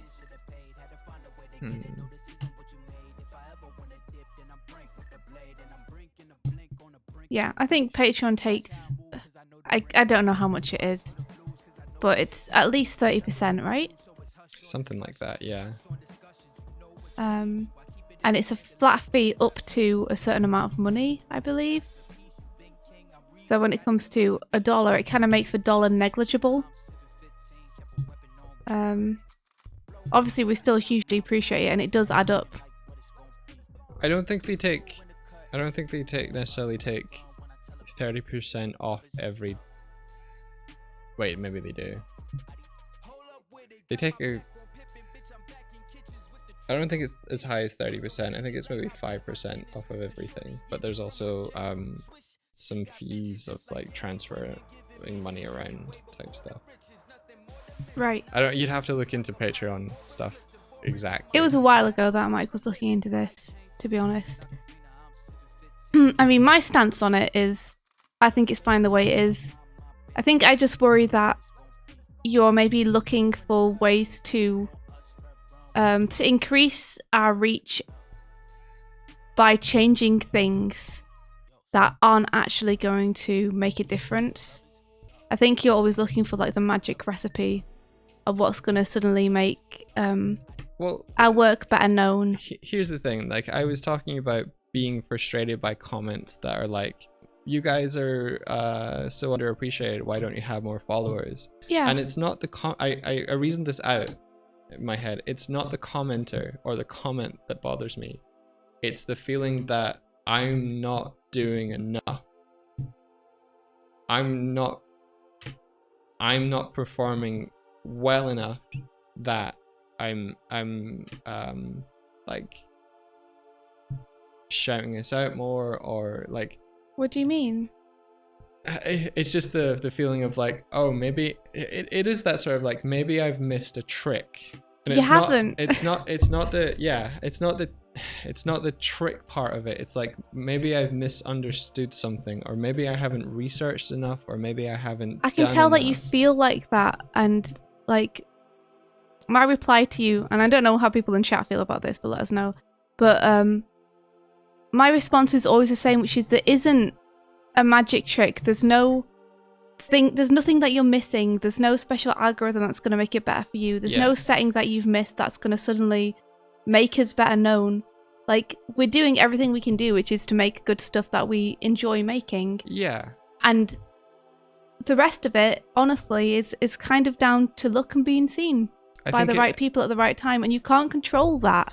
So just enjoy the process. Yeah, I think it does come down to luck, and I believe you logically, irrationally. I feel like someone else is going to come along and tell you the same thing, and then you'll be like, "Oh, you're right." No, I do believe you. Yeah. Yeah, I do. I like. It feels like you're still looking for that stuff. Not it's not wholeheartedly. There is this like little element of like doubt and irrationality about me, where like I feel like I should be handling that side of stuff, because you are handling that side of stuff. You're such a great creative force among the two So of are you, us. Michael. So are you. I'm a facilitator more than like a catalyst. Like, you are the spark, and I am the Tinder. You set me on fire, baby. I mean, you know, I come up with a lot of the initial ideas, but the execution and making them happen I couldn't do without you. Yeah. So I think don't sell yourself short on that. Yeah, I think David is saying very much what you were saying in that last thing that he said. Yeah. Like, do what you love and share it. People will see your heart in it. Exactly. Yeah. Like, that's the most important thing, because then even if like nothing ever comes of anything, like we never get super big or anything, it doesn't matter, because we're going to have had a blast doing it, and we're going to be making stuff we believe in. I'm not willing to compromise the content we make to pander to. I don't want to make something I don't want to make. Yes, like, good. So I'm trying to find ways to like not compromise on that, but like make sure our videos are tagged with the correct stuff, or yeah. That's what I mean, though, is that's not going to make a big difference. You don't think so? No, I don't. I don't know. Like, I think it makes some difference and it's good to do, but I think you're looking for ladders up a mountain that is like just relax and enjoy it. Like the aim is always just to make stuff that we enjoy making and to meet cool people and never anything more. And the more you focus on like everything outside of that, the more you're missing the point of what we're doing and why. Yes, I think the most important, like you have to be happy with it now. Yeah. What I'm in gonna a say certain is, like, sense. Feck the algorithm. I think what's most important is like reaching people and giving them something that they feel like others would think is cool. I think the most important thing is doing things that we think are cool. Yeah. Or that we think would be helpful to others. Yeah. Welcome to Michael's head. Yeah. Welcome to the many discussions that we have. This is you're getting full on behind the scenes. the way stuff. it always goes.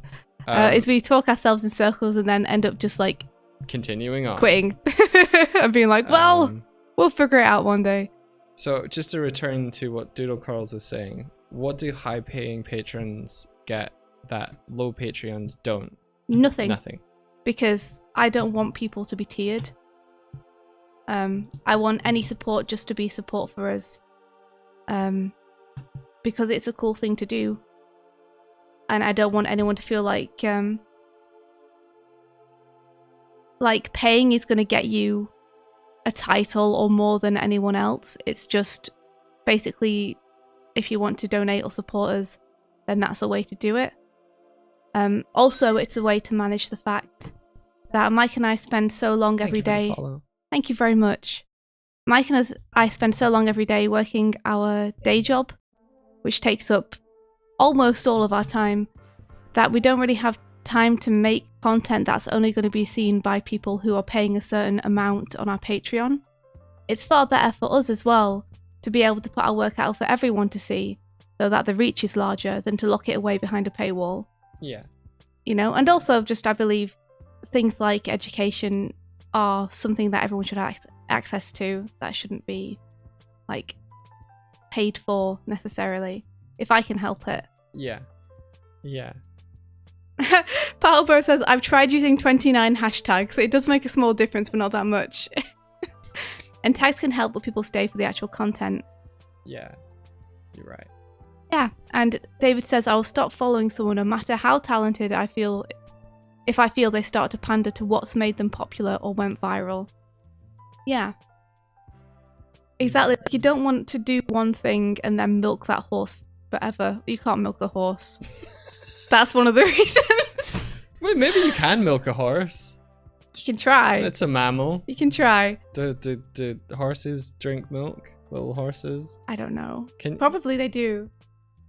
Yeah, you probably can milk a horse. I wouldn't advise it though. I don't know. Can you? Yeah. I'm going to Google it. The whole reason we started... Hold on. The whole reason we started doing this in the first place is because we wanted a way to meet other artists and a way to get to our desk in the morning and carve out a bit of time for us to work on what we're passionate about, and I never want to lose sight of that. Like, honestly, I'm a little bit scared of what would happen if we ever did become popular. Because I'd be worried that it would be hard to talk to people like we can right now in this stream at this moment. That's very true. On a one-to-one basis where we can read the chat and understand what people are talking about and reply to people individually. Like, I'm scared of losing that. I'm not sure I would enjoy losing that. Yeah. Like, it's really nice to meet new people when new people come in, and I love the act of meeting new artists, but I also like the fact that the stream at the minute feels kind of intimate and nice, and I enjoy being able to catch up with everyone. By the way, you can milk a horse.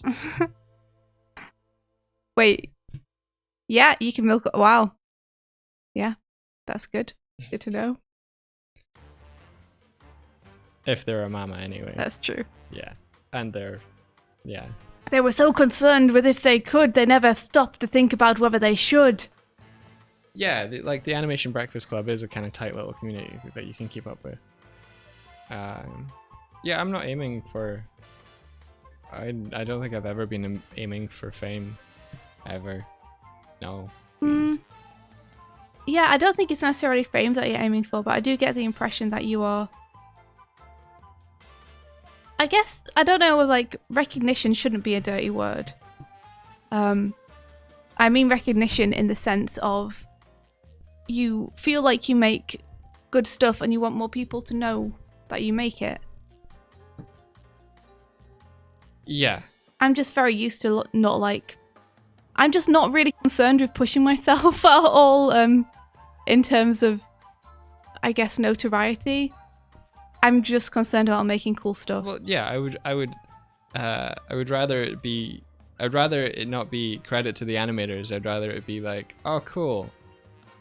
India and Michael and Elle and David and Renee and Thomas and well, some people do say that, but you can't expect everyone to want to be interested in digging behind the scenes to find out exactly who animated what.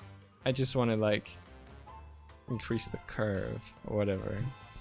I don't care about people knowing my name. I just want to make stuff that inspires people. Like, it's less important to me that people are like, wow, India Swift animated that scene and did this, than it is that people see the piece of work and go, wow, that really affected me. Yeah. Like, this has become a staple of my childhood, or this really inspired me to want to draw and become an animator. Like, it's less important to me that they know that I'm attached to it, and more important to me just that the work inspires people and makes them want to create stuff. Listen, I'm just trying to alleviate my own social anxiety, okay? Yeah? Are you? So I just want to be able to walk into a room and for people to go, hey, cool, that's Doig. I'm going to go talk to him, so I don't have to approach anyone ever again. Well, Mike, you have to get used to approaching people. It's part of life. No. So you're approaching me? I don't want to approach anyone. You have to. I just want to be able to walk into a room and for someone to be like, hey, they might be cool to talk to. Well, do you want to know a secret? I'm just kidding, you guys. He's not. Is when I walk into a room and I see someone who I'm like, oh my god, it's that artist or this artist, I'm less likely to talk to them because I'm scared. Oh no! No. And you want to inspire more people? Yeah, but I guess I just want the work. I feel like if the work is cool enough, then it will, people will see it. Like, I'm a great believer in if something is really good, it will gain traction and get seen. And I know that's not always the case. So I try to, like, when I see other people's really good work just going under the wayside and not getting seen, I try my best to, like, give it a retweet and a boost and try and encourage people to look at it, even though, like, I don't have a huge audience either, so I can't make too much of a difference, but I can try my best to do it. I know it's not always the case that the cream rises to the top, but I do feel like if you make something super cool, it's got a good chance of people seeing it. Yeah. You know? And only a certain subset of people will care who made it, but that's okay with me. I think that's the difference, is you would rather more people know it was you. And I'm not really bothered either way. Yeah. Which, like I said, sounds altruistic, but is not always a good thing when you are doing it for a living. Here's a for instance, you guys.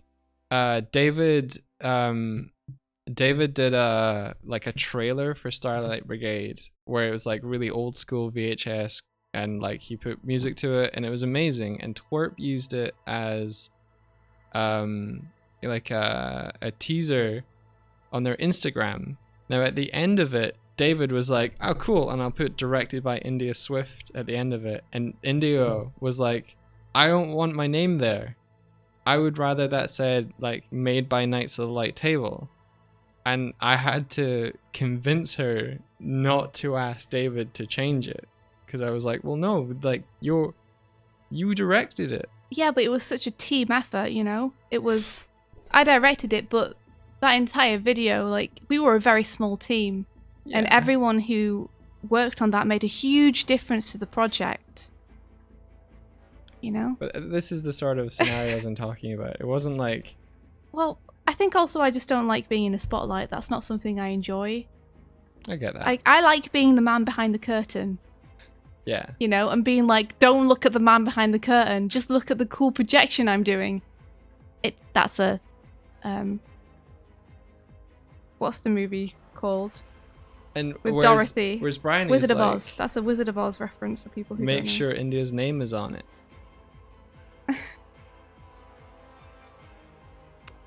Yeah, I appreciate that. Like, I do want people to, like, I think it's important that other girls know that there are people in the industry who are female and doing cool stuff, but personally, I'm uncomfortable with the spotlight, so I would rather be behind the curtain and just, you know, make cool stuff and not necessarily have any attention brought to me. Like, half the team on Starlight was female. Yeah.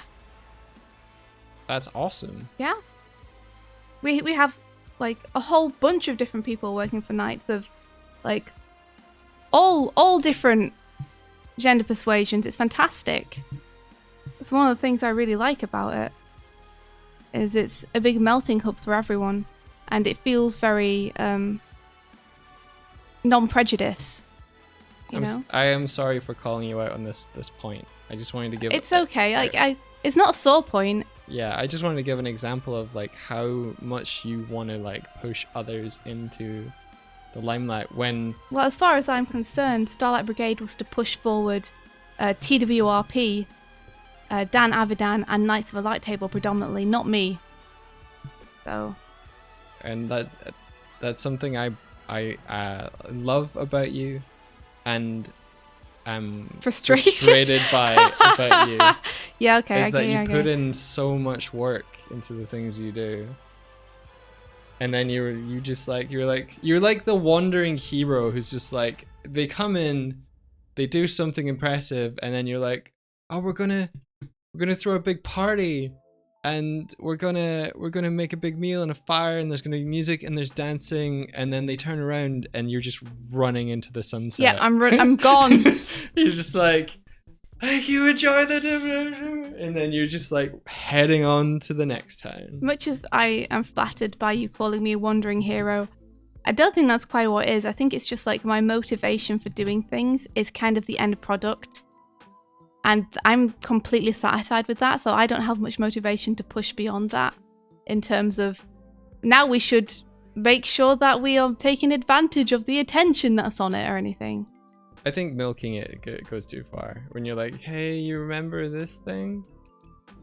Yeah. Yeah. See, David gets it. Like, I don't want to be stepping on the toes of anyone, and I want the shadow over the work to be that of the people we're trying to push forward. Like, I don't want to be the person who's remembered after this project. I want the people who are remembered after this project to be TWRP, Knights of the Light Table, and Dan. You know? Because the whole point of the video was to make an awesome music video for the awesome track Starlight Brigade. I get you. You know, we've done a good job if it means more people listen to TWRP's awesome music, so... Yeah, milking exposure is obnoxious. Mm-hmm. It's a fine line. True. You don't want to become that one person who did that one thing that one time and won't shut up about it. Yeah. Equally, you don't want to be that one person who made that one thing and never tells anyone they did it. Where's the line? I guess not. I don't mind that so much. Like, so long as you're putting it out there, it's like people are free to find it and find you. You know? And we're very lucky in that a lot of people have found us and our work, which is awesome. It is true. And I am satisfied. Yeah, David's a great example of that. David says, I'm proud of the slow growth I've had in social media because it's from consistent content and doing what I like doing because I feel like it. It feels great to inspire other artists and work with amazing artists and projects. Yeah, David is hired entirely upon the fact that his work is fantastic and he's great to work with.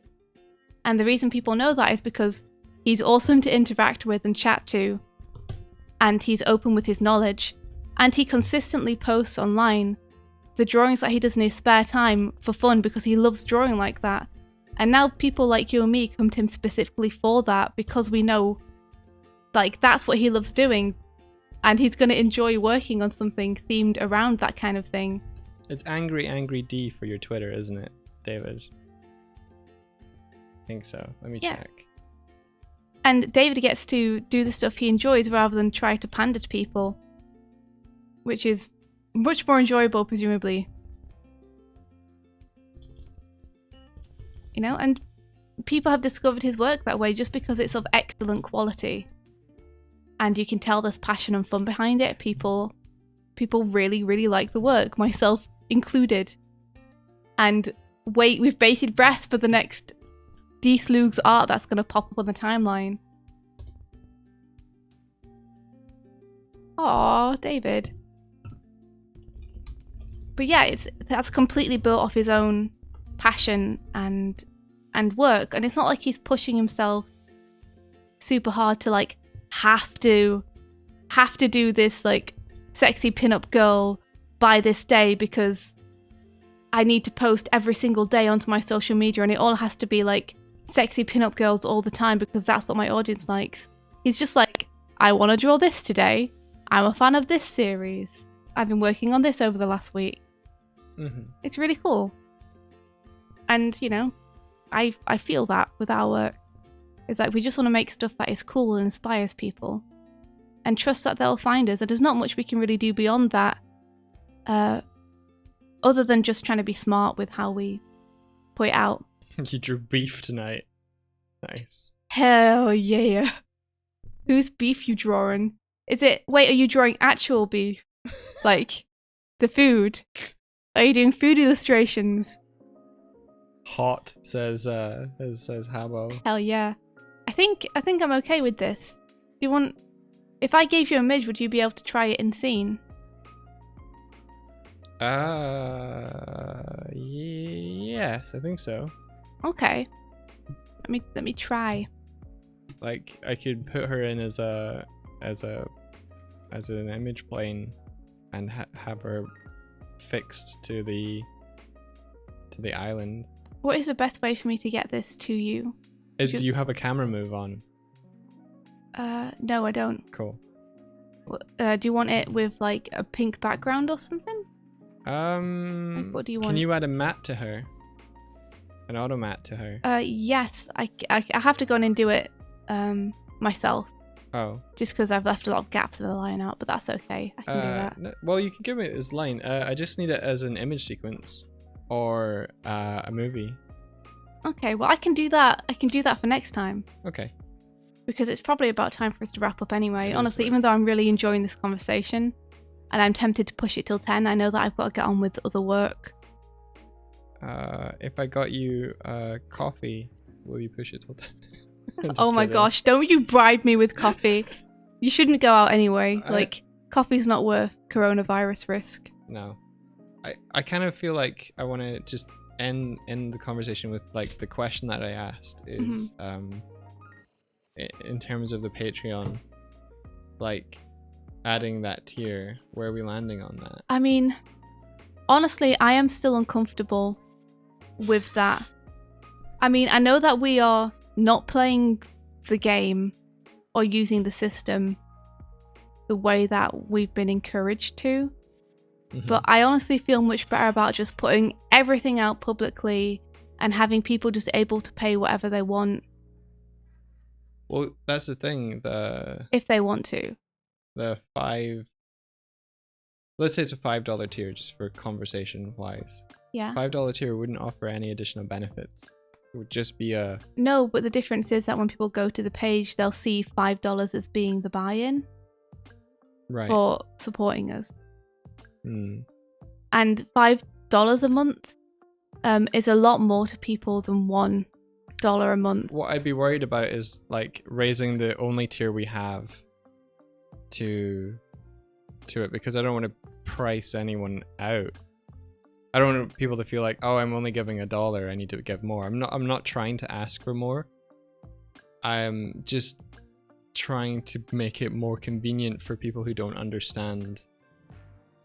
Like if someone sees a support us button and they go like, cool, I'll do that, and they go through all the process and like, cool, I'm supporting them, without necessarily knowing that like because it's a little convoluted the way you do for Patreon now. People might not necessarily know that you can like highlight the number and be like, I'd rather it be. I've seen a couple of instances where I've seen someone like pledge and it goes 1, and then they realize, and then it goes like they change it immediately and stuff. So I don't know. Let's see. Joyce says, Heart Sinclair says, don't remind me of food. I don't want to get out of my comfortable bed just yet. It's okay. Just dream of food. Dream of food instead.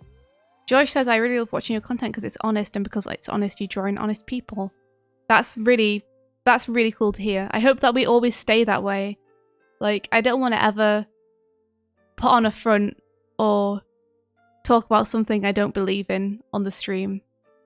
Like, I want this to be a place where we can like all honestly chat about stuff. Yeah, like I don't want it to be a place where we're like asking for money. We're actively trying not to make an ask of anyone. It's always trying to be an offer. Yeah. Of like, here is some cool things that we think are cool, and you are welcome to it. Honestly, it was just kind of a way to make donations more like easier to do. Yeah. And to have a hub for me to write about behind the scenes stuff. So David is suggesting raising the price to $2 or $3, and Brian is saying do it. Lady Amity says 3 is a magic number. What about Ko-fi? We just basically don't want to have a billion different donation services going on at the same time. Yeah. Like, that's why we don't have a Ko-fi. Just because there's already so many different, I don't know, platforms going on. Slugs is like, I'm the same. I'd rather do work for money than accept donations / subs, but I also work too much. Yeah. You do rather do work for money than accept donation subs. Yeah. You do. It used to show transparently what percentage of the pledge went to the creators. Did they change that? Palbro, I think they did then. If it used to say that, because I don't think it does anymore tell you how much of your pledge is going to go to the creators. I have no idea. I haven't. This is going to sound really bad, but I haven't pledged to anyone in ages. I think the last time we pledged to someone was Phobos for his guitar tutorials. Yeah. Go and learn how to play some sweet TWRP songs. Yeah. Exactly. Keeping it cheap also means that there's less expectation on me to have to deliver stuff. Because, like I said, the Patreon is very much meant to be I will put stuff there when I put stuff there, but there's not necessarily any promise per month because we're not able to do Patreon full time or even dedicate part time to it. It's more just a hub for us to discuss stuff and talk about behind the scenes things, and an easy place for people to support us if they want to. That's a very good point, David's bringing it. Okay, I'll address what Habbo is saying, where he's like, it's definitely gotten better about talking. India's definitely gotten better about talking about Patreon in the tip jar compared to 2 to 3 years ago. Thanks so much, Habbo. I've been beaten down by the masses. I'm sorry. The masses being Michael. Are you calling me massive? No, masses. Multiple massives. Anyway, once you raise the prices, you start to feel a personal obligation to your fan base, which is the biggest reason I haven't done any of those. Yeah. Yeah, no, we feel that. We do feel that. It was a wise decision, David. Because definitely I feel like if we're going to charge people more money, then they need to be getting something to make that worthwhile. It's weird. It's like a mind trap as well, because even though we're offering everything for free and like donations are voluntary, we still feel like we owe the people who are donating. Yeah, the people who are donating, we still feel like we want to get stuff out for them. Yeah. So that they feel like it's worthwhile doing it. Speaking of which, I have that post-production Starlight Brigade post to be writing. Yeah, although first of all, we should probably just post to say Night Runner's out. Night Runner happened. Yeah, I want our Patreon to kind of like catch up with itself. Here's the thing. Okay, I want to ask another question. I know you want to end. Yeah, go ahead. But what would you like to see more of on our Patreon, because we want to keep it. We don't want to spam people at all. We don't want to like become a nuisance Patreon. We don't want to be like updating too often where you're like, what is this? Well, I mean, honestly, I think you're kind of asking. I mean, I'm sorry to jump in there and immediately be like, no. But this is my take on it, which I think you might be asking the wrong questions. Because Okay. one thing, we can't update the Patreon super frequently because we don't have time to. That's true. Each Patreon post we do takes us multiple hours to write, Yeah. which is why we don't often find time to write them more than once every couple of weeks Well, we at have most. we have those. Sorry. And also, I think asking people what they want to see more of is, again, missing the point of we should be putting up what we want to make more of and what Right. we're enthusiastic about. Because if we start catering, and no offense, guys, because I totally do care about what you want to see. I really do. Like, your opinions matter to me. But if we cater to what people want too much, then we're going to end up essentially doing things that we're not super into because other people want us to do them, and it becomes another job rather than us continuing to make things that we care about and are passionate about and matter to us personally. Yeah.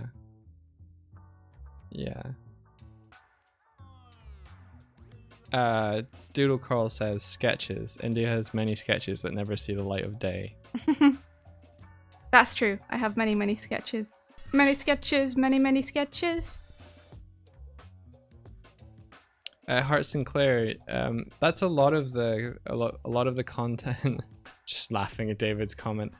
That's a lot of the content that's currently up there are thoughts behind what we do. Provide a poll of things that you want to do and enjoy. So rather than asking like what people want to see, say like show what we want to do. Mm-hmm. I had an idea that we could have a kind of like the current quest thing and like link to things like the playlist for streams, or tell people about what we're currently doing more often on the Patreon, like trying to create more of a synergy between the streams that we do and our Patreon and like our patrons, because I feel like there's maybe a little bit of a disconnect in the things that we do where there could be a little bit more of an overlap. Yeah, that's true.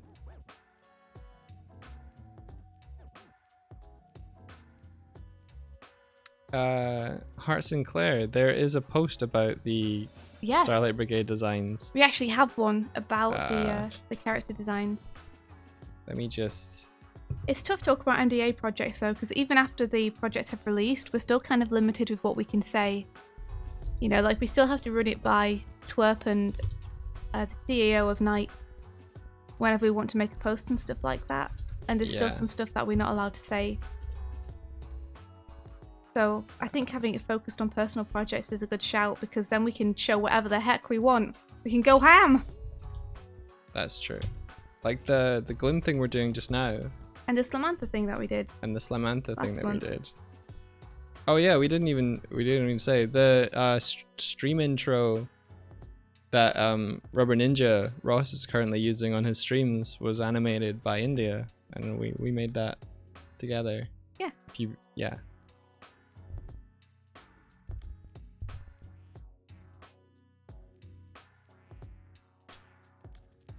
We should invite guests and friends to our Patreon, like a guest blog or video or podcast with the talented folks you've worked with. David, I was wondering about that. And this is something that I would actually like to ask the chat. I'm sorry, I know we've gone way over now, but since we're deep in this conversation now, I did want to ask you guys something, and that reminds me. I was feeling conflicted about that because I would really like to have people, I would like to interview people who worked with us on stuff and get their perspective on things, because a lot of people ask us, oh, I really wish you would break down this or that shot for me. And that wasn't us. And I didn't animate it.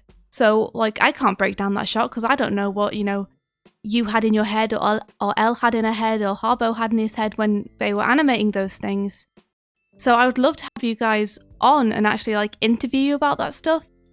But I was worried about doing that because I felt iffy about bringing you guys on to talk on the Patreon, which gives us money. Like, there was something that felt a bit sketch about that. Like, you guys are providing content for our Patreon that people, like, are donating to us for.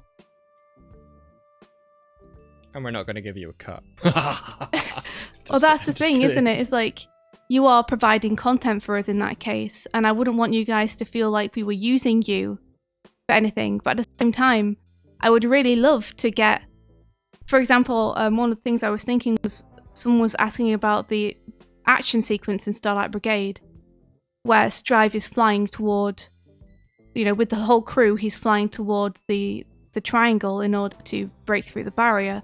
Mm-hmm. And that action sequence was a combination of you and Tib and Elle, and Thomas did effects on it, and Renee's backgrounds were in there, and Mike did all the compositing. I'd love to have all you guys, like, in a big discussion on Discord where I can just ask you questions about it and how you animated it and stuff, and then format that discussion into an interview that we put on the Patreon. But like I said, I'm worried about the ramifications of us, in air quotes, earning money for that. So David says, I think it depends on who you ask. I personally would love to, because I feel it's great to share the knowledge as well as hopefully support the Patreon more. Yeah, more than just supporting the Patreon, I want people to know you guys did it, and to hear the thought that you guys put into it, because I don't want us to get all the credit for any of the animations we've done with Knights just because we have a Patreon where we go behind the scenes. Like, I want to shine the light on the people who actually made it, and a lot of the animation was done by other people, so yeah. I want to show your guys' work off. And sometimes it feels a bit dodgy doing that, because showing other people's work off on our personal Patreon, Patreon has a thing where it's like, you can only share work that you yourself have made and have the rights for. So, like, a lot of the time we can't actually show other people's work unless we get their explicit permission. Yeah. David's saying that it's a commonplace to pay for these things, but it's different if they were teammates in a collaboration. Mm-hmm. Like, I wouldn't want people to feel pressured into it because one person says yes and they're like, oh, well, I guess I have to do it, or I'm the one person saying no. But I would really love to do that with you guys if you would be up for it. Yeah, I think there's a lot of logistics there about, like, it wouldn't necessarily mean that we'd have an exclusivity thing to the interview. Bridie says, haha, okay, I'll interview everyone and no one gets money. Maybe that's a solution. Yeah, you'd totally be welcome to share it yourselves. The Patreon wouldn't necessarily even need to be the only place it's published. You guys would be welcome to publish it elsewhere, since it's not just Mike and I's work.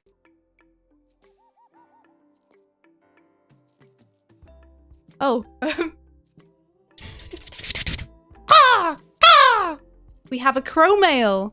Hello there, crow friend. Good morning. How are you doing? Let's see. Me. Aha! Haruko sent in a crow mail. They say, interviews. Yes, that'd be awesome. The crow agrees and demands scritches. Here you go. That crow. Scritchy, scritchy, scritchy, scritch. That's a crow noise. And he's gone. Thanks, Haruko. Okay, well, if you guys are up for it, then I might, I will get you guys together and see if the other people on the team feel the same and are willing to do it. Because I'll only do it with people who are up for it. But I think it'd be really cool to hear you guys discuss the process of you animating those parts.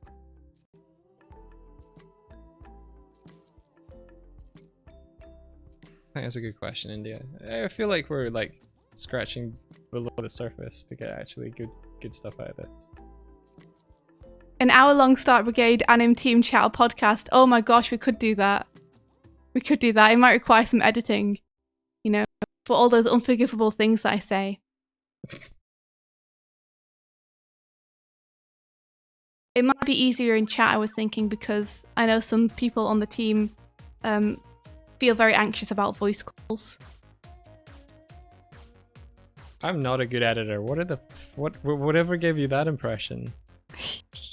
Seriously, all of the editing on our channel is Swifty. She's the editor. Not all of it.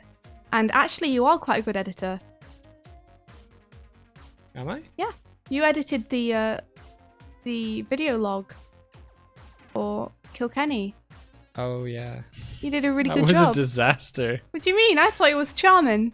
Well, okay, here's the thing is like I didn't feel comfortable filming anywhere that wasn't just in our hotel room. Yeah, I don't get how vloggers do I it. don't know. We were like, we'll go to Kilkenny and we'll make a vlog about it so people on the channel can see like that we went to an animation festival and it'll be really fun and cool. And then Mike and I were just super anxious about pulling out our camera phones and talking to them at any point, anywhere, public. We were just like, this feels really weird.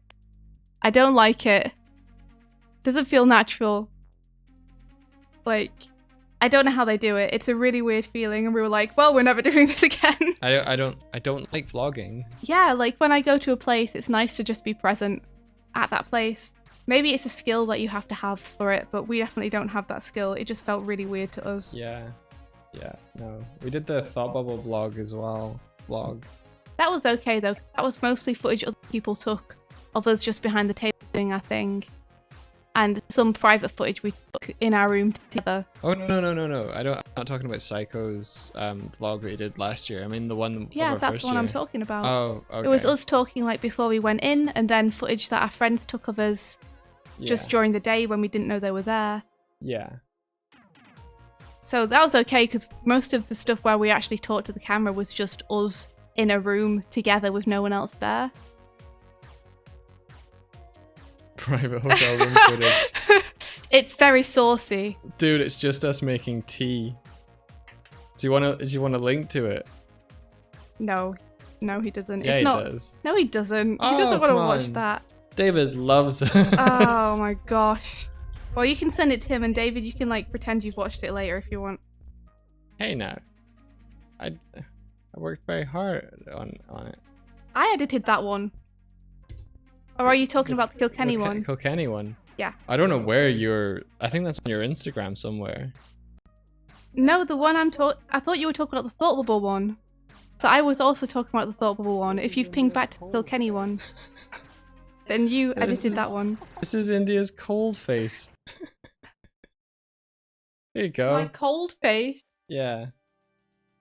Terrifying. Truly terrifying. This is India. This is wearing a me. hat. Aha! David has already watched it, so you don't need to. Oh. Oh. It's almost 1,000 views. Yeah. Where's the saucy hotel footage? Here we are. Making tea. Bringing tea to India. I forgot about this.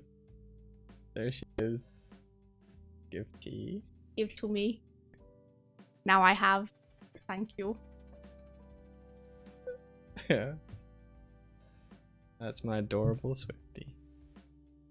Yep, we do need to meet up after the world stops exploding and everyone manages to wrangle this current virus under control. I have fingers crossed. I've heard that some people in other countries have started to find things which are effective against it, so I really hope those can start rolling out soon. If you all want to watch the full thing, here's a link. Oh my goodness. Okay. Anyway, We're going now. we're leaving. We're running away. I have to get on with work. So We'll discuss this off screen and see if there's anything that we can come up with. But yeah. But thank you guys for your thoughts. It's been really, really helpful to chat to you guys and see what you think.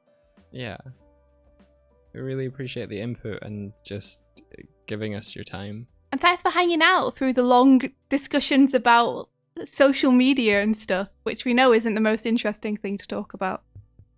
And also remember on Friday, if you're interested, on Twitter, we'll be answering questions. Oh yeah.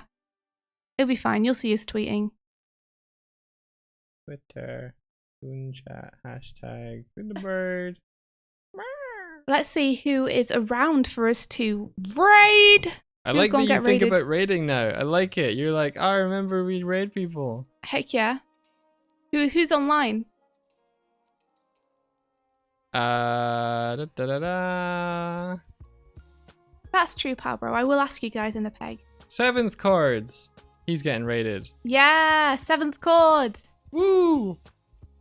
Yeah, he's playing Animal Crossing: New Horizons. Everybody go and have a nice chill time watching him fish and such.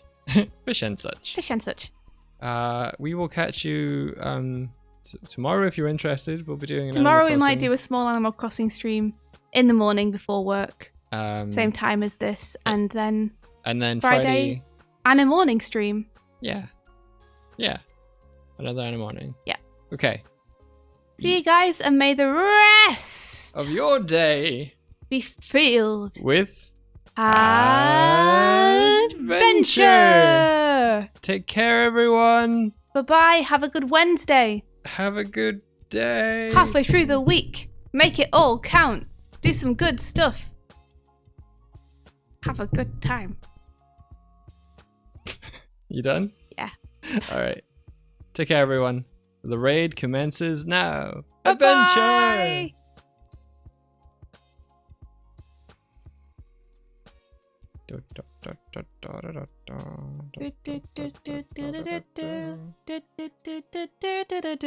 In this town of Halloween. This is Halloween, this is Halloween. Pumpkins fly in the dead of night. This is Halloween, everybody make a scream. All around